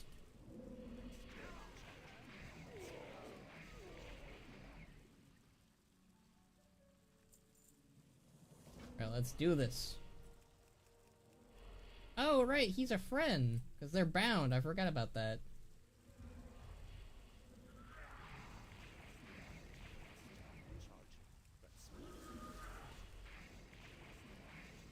This is the wrong ascendant. Oh, let's just leave.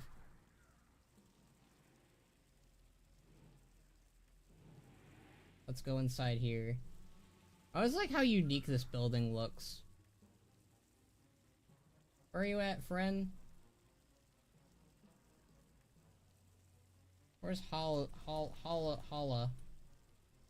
Ew, I forgot how there were guts here. Man, Cataclysm was metal for real. Where is this nerd?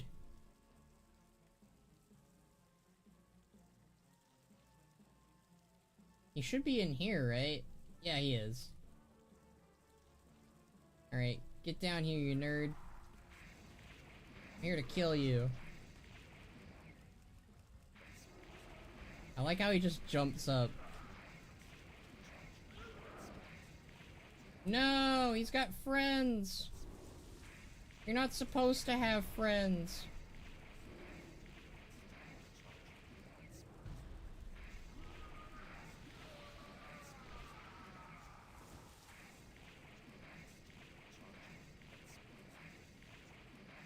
Look at him just hop up and down. That's hilarious.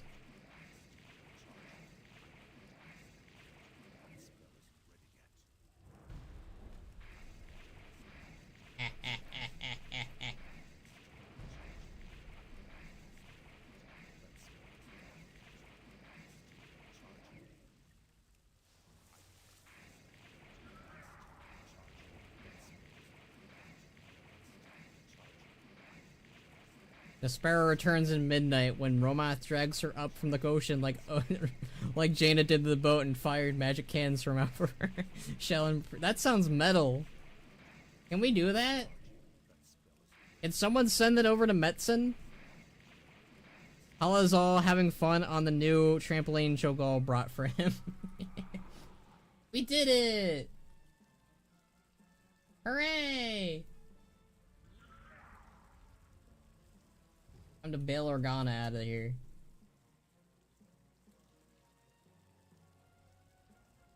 I always love how the water elementals like run away. Like this is like probably the most accurate running animation I've ever seen. Because this is like 100% what it would look like.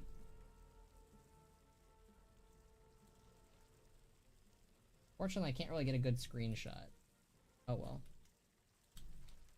Oh, that guy got the For the Horde achievement. What a goat.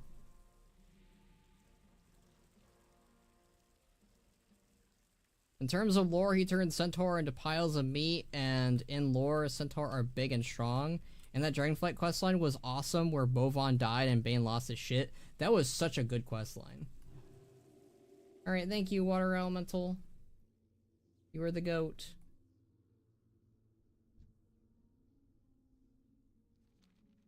You have done myself and the Tide Hunter a great service.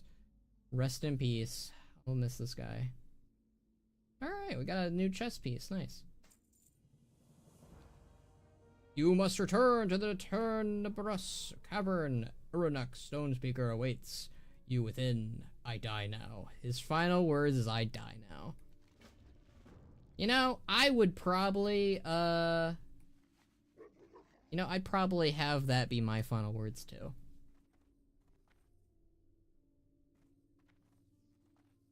I forget, like...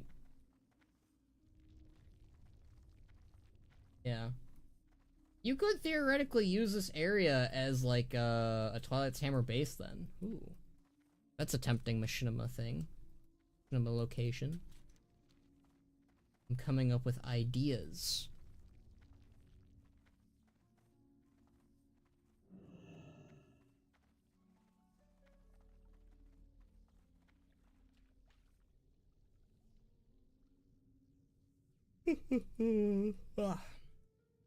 Stop being sleepy. I mean, knowing me, I probably will go to sleep after the stream, but I can keep telling myself that I don't want to stream. I mean, not want to sleep. God, brain, I want to stream. I don't want to sleep. There. Gosh. Goodness. That's how they should have ended Liberation of Undermine. Galliwix jumps out of the mech, falls over, and goes, I die now. What's your favorite Minecraft mob? I don't know. The purple dude. The guy that I don't know. The only one I know is like the creeper, right? Like it like blows itself up, right? That's like the only one I know. I don't know any other like by name. I only know the creeper because of the dang creeper girl that was like really like popular for like a minute by the internet. That was like everywhere. Like my one buddy, he was obsessed with the creeper girl. Like he was like, dude, I'm in love. And that was like what, like 2013, 2012 or something that they had that. It was definitely that era where everything needed to be an anime girl. We're still living in that, but you know, like that was where it kind of gained its speed, really. Not saying the sniffer for shame. What the hell is the sniffer? I don't know what guys, I played Minecraft like once and it was with Estrel and Zelrin. Never again.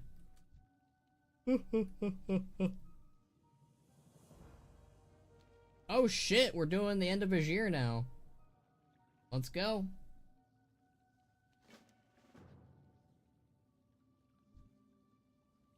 I'm prepared, Arnak. Let's go. We end in Vashj'ir. Let's go. Let's do this. I always loved how the submarine looked. Like the goblin submarine. Like, I'm sad they barely use this thing. They used this just for Vashj'ir, and that was about it.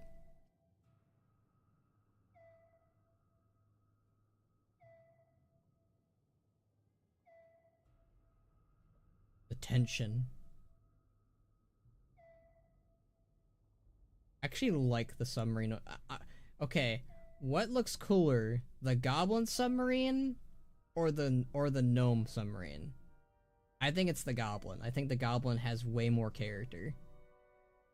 Wow, Khono Chronos hates the undermite or the endermite. I don't hate anything. I don't know what these things are.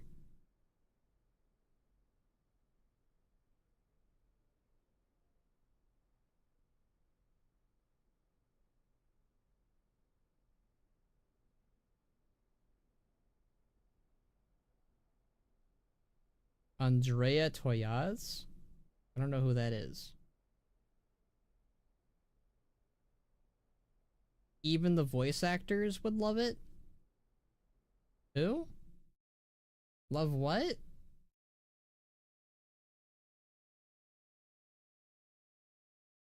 Also, is this quest still broken? Oh, it might be. No! No! Cataclysm Classic, how could you? Khono is a total piglin. The piglin.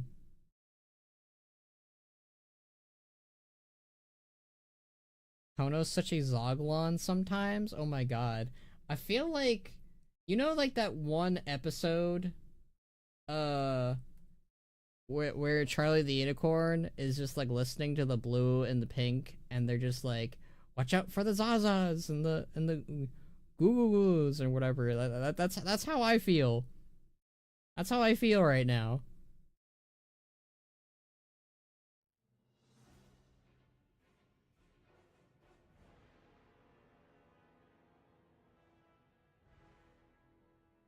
Watch out for the hoo hoo hoos. That's what I feel about when you guys are talking about Minecraft creatures.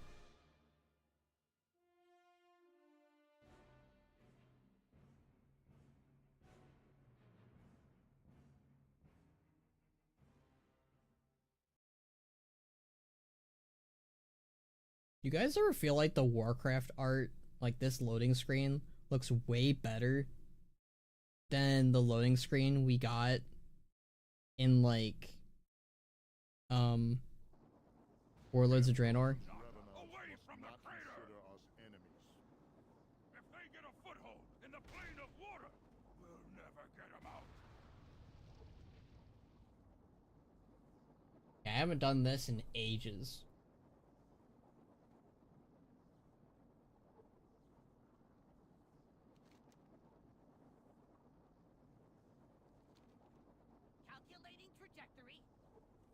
Because this is broken in retail. I don't even know if they ever fixed it. Calibrating fuse.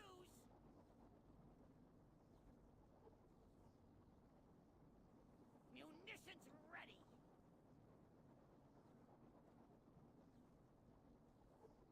Commence fire. I will say this should have been a cutscene.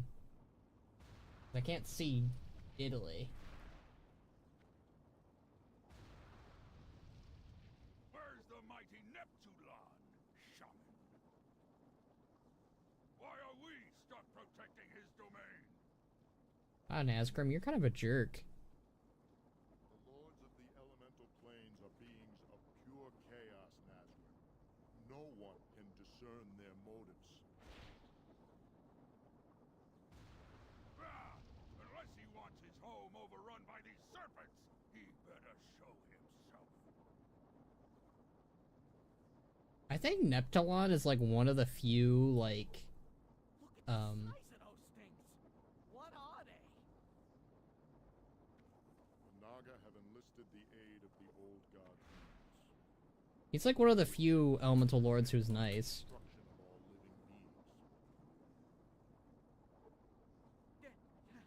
beings.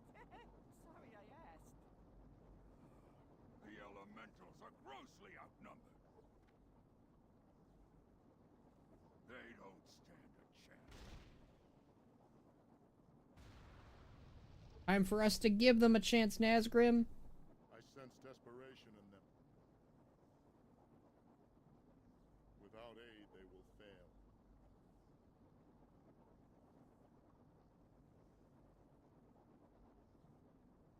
I haven't done this quest in forever. I don't think I've done this since Cataclysm. Because I think it's been bugged since, like, Mop and since WAD or whatever. There was never really, like, a reason to redo all of Vashj'ir, so I never did it.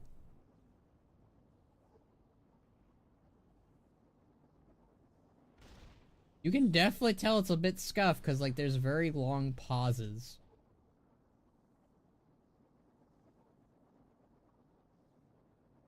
Like, I can kind of see why people would skip out on this and have problems with Vashj'ir. Like, yeah, the long pauses are a bit much, but still pretty good. Enough of this! Hell yeah, Nazgrim. Time here just floating about. If we are to defend the rift, we must do it directly. Set us down next to the crater.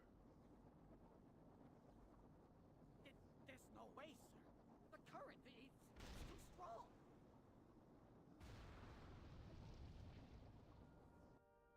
Let's go!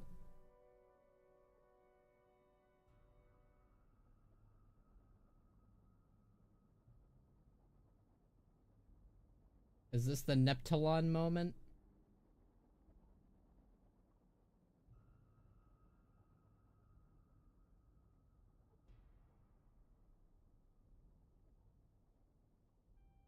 It is. What hubris these fools possess! It shall profit them nothing, save it be a speedy demise. Destroy them!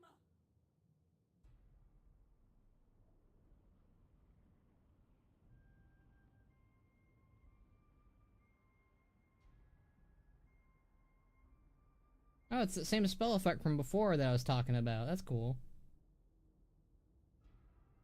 The one the faceless ones used.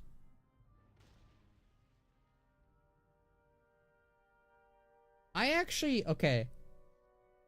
Hot take, but I actually, I don't even know if this is a hot take. I like the Hellfire Peninsula, like, music that plays during every cutscene. On your feet! Naga attack! Alright. Yeah.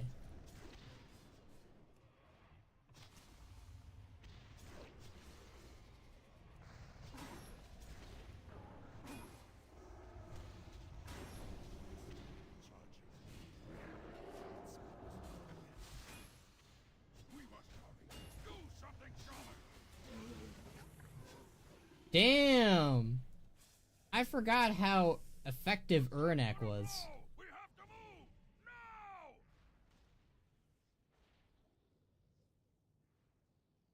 I love how they have their own little, like, scuba gear.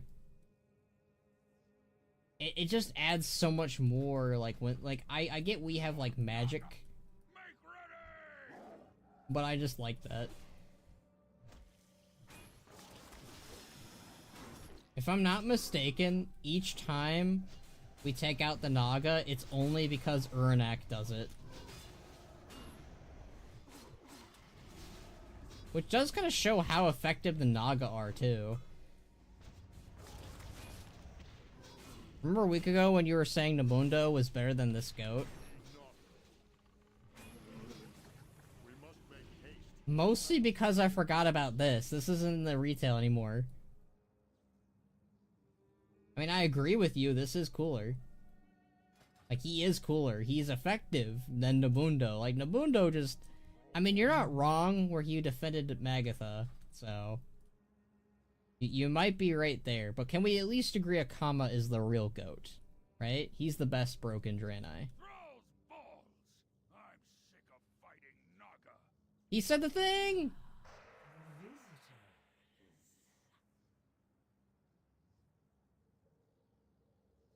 You must forgive me. I have no time to stay and play. In my absence, my servants will see to your needs. See which, but not today. Oh my god, Nazgrim is such a badass. I forgot about that. Neptalon's minions are growing desperate. We must hurry. That's such a nice foreshadowing moment, too. I will die someday, Sea Witch, but not today. Aw, man. Why is this not in retail anymore? This pisses me off. Like, it's such a good finale to the zone, and it's removed. They removed it. This is it. The entrance to Neptalon's realm.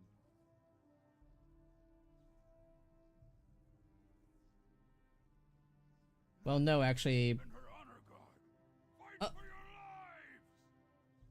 there's Neptalon. Children of Azara, at last we lay claim to the plane of water. Let's go. I'm so glad I got to do this. I forgot how much they did cutscenes in Vashj'ir, really. And they were voice acted, too. Go, my Naga. Welcome the mighty Tide Hunter to Azeroth. Ah!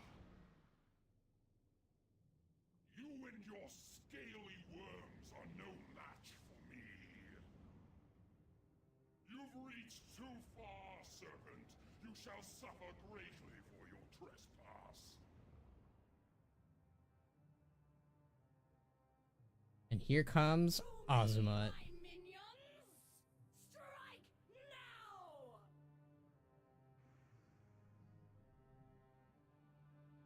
Now, unleash the Kraken.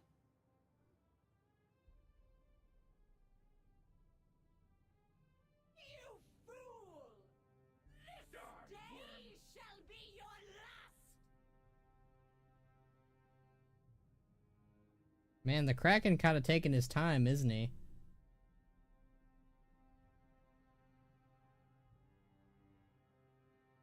There he is.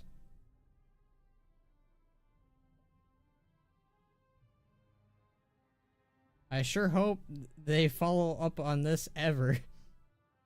They kinda did?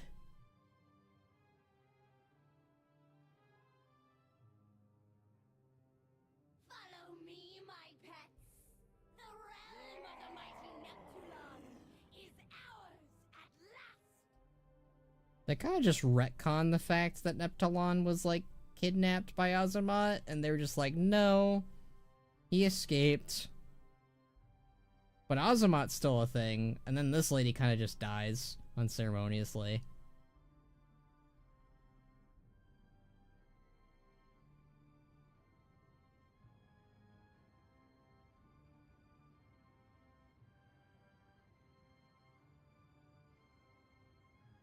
Well, it's nice that they forgot about us. What now? We have suffered a tragic defeat.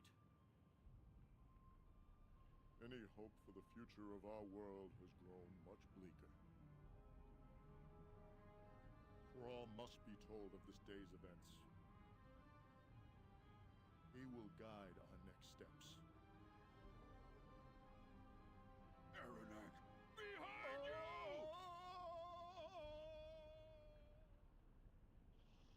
Nazgrim's the real G of this zone, let's be fair. I sure hope they don't wildly alter the dungeon that's the end of this zone to turn it into a giant anticlimax. It's a shame that they never really, did the Abyssal Maw raid, right? We got another Maw raid, down the corner instead. Well, I suppose we should go after him. I love Nazgrim, never change, buddy. Straight.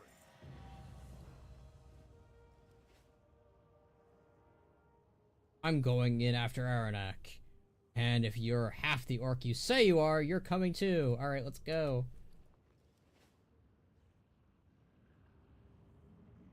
I like how he's just floating down there like frickin' Superman. Whee! I got fatigue. Whee! It's even called the Abyssal Maw. Oh, Blizzard. I think there's even... I think you can even see the raid entrance over there. Or is that the exit? I think that's the exit. Well, we can queue up for the dungeon. Why not? You know, might as well wrap things up.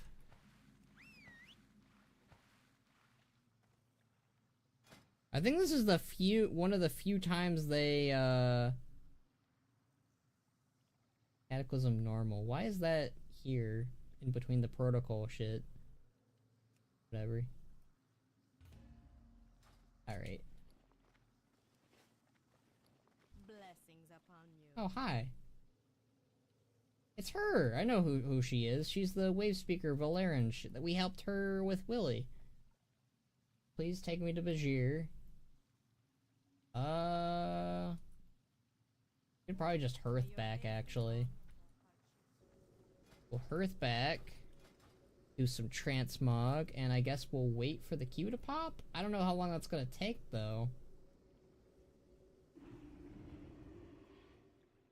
Nazgrim extra caring is so nice, though. He could have easily turned around and gone back to Orgrimmar, but he doesn't. It really shows, like, his type of character.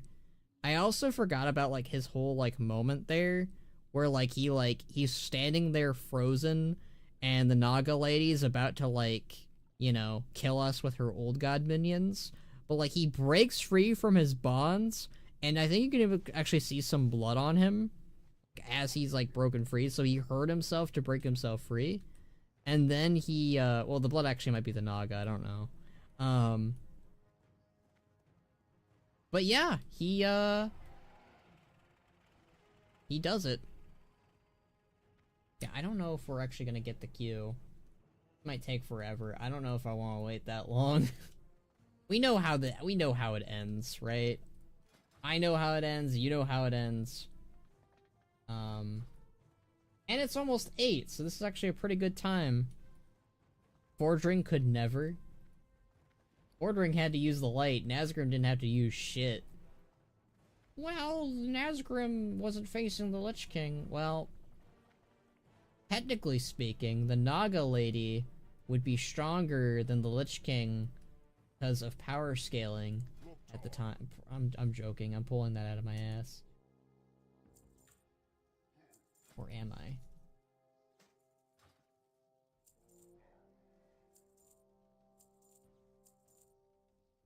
An upgrade is not. Is that a BOE? Yeah, okay. This a BOE. It is not a BOE.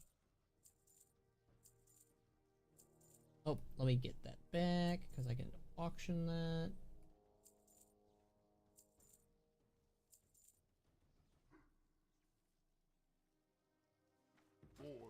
Can't wait for the Scarlet Crusade to take on the Mok'Nathal. Well, they'll be taking on one single Mok'Nathal, rather, but hey. It's pretty cool. I am looking forward to editing that. I don't know when that's gonna be, though. Lady Nazjar in a level 85 dungeon boss, and Arthas is a level 80 raid. Clearly more powerful. You know how, like, back in the day, people used to, like, put the NPCs next to each other and let them fight? I kind of want to do that with Lady Nazjar and Arthas and see what happens.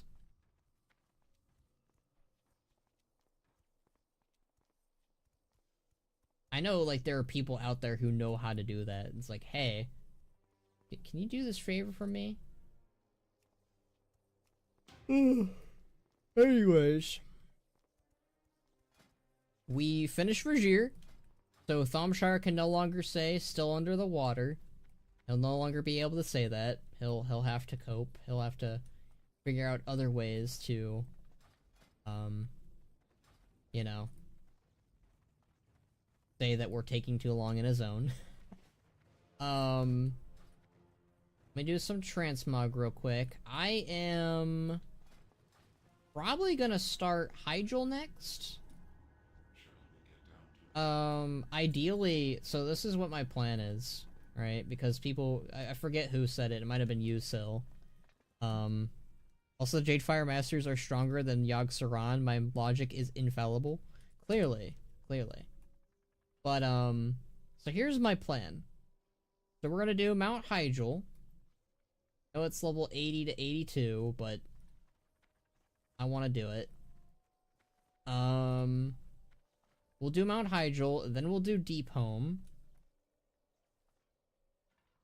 I always like how Deep Home was actually in the Maelstrom. It never made much sense, but hey, they made it work by having it, that Deathwing was there, and he broke the elemental plane somehow, and somehow the elemental plane was located in the Maelstrom. I don't know how that works, but sure, okay.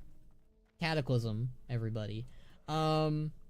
And then after Deep Home, we'll do Twilight Highlands, and hopefully I can do Uldum off stream, maybe, or something, cause Uldum kind of yucky. I mean, we could do Uldum still, but you know, Uldum. So yeah, that's what my plan is. Oh shit, I transmogged the harpoon. I didn't mean to do that. I actually like it as the other thing. Save changes. I want you to remain this, please. Okay, it won't let me save changes apparently. Kinda rude. Oh well. Well, anyways, I am going to end the stream, but for tomorrow, we will start Hydral, and then, well, if Hydral doesn't give us much XP, we might start Deep Hope instead. I don't know yet. I want to do Hydral, because Hydral and Vashj'ir are, ironically, probably the best parts of the Cata leveling. Which is sad because it's the start of Cata leveling, not the end. The ending of Cata leveling is Twilight Highlands, which is pretty good, but you know, Uldum is also there. It exists. Hi, Gammon. Doesn't Gammon like obliterate you? Yeah, he does. I like that he's no longer hostile in retail, but it is kind of nice to have this like era where Gammon kind of had enough. Anyways, I will be ending it here then. But thank you guys so much for sticking with me and playing this handy-dandy stream, playing Classic WoW, Cataclysm Classic WoW. I'm glad we finished Vashj'ir. Vashj'ir is one of my favorite Cataclysm zones, and maybe someday I'll be able to do a Vashj'ir machinima. I think that would be pretty fun and pretty cool. But, we'll have to see. But until next time, guys, I will see you And I will be working on videos galore, machinima galore, and other streaming stuff in the near future. But until then, I'll catch ya. So, bye ya! Bye-bye! Don't do anything bad, I don't know. Don't glorify Garrosh, I don't know. Something. You can like him. Okay. Bye-bye.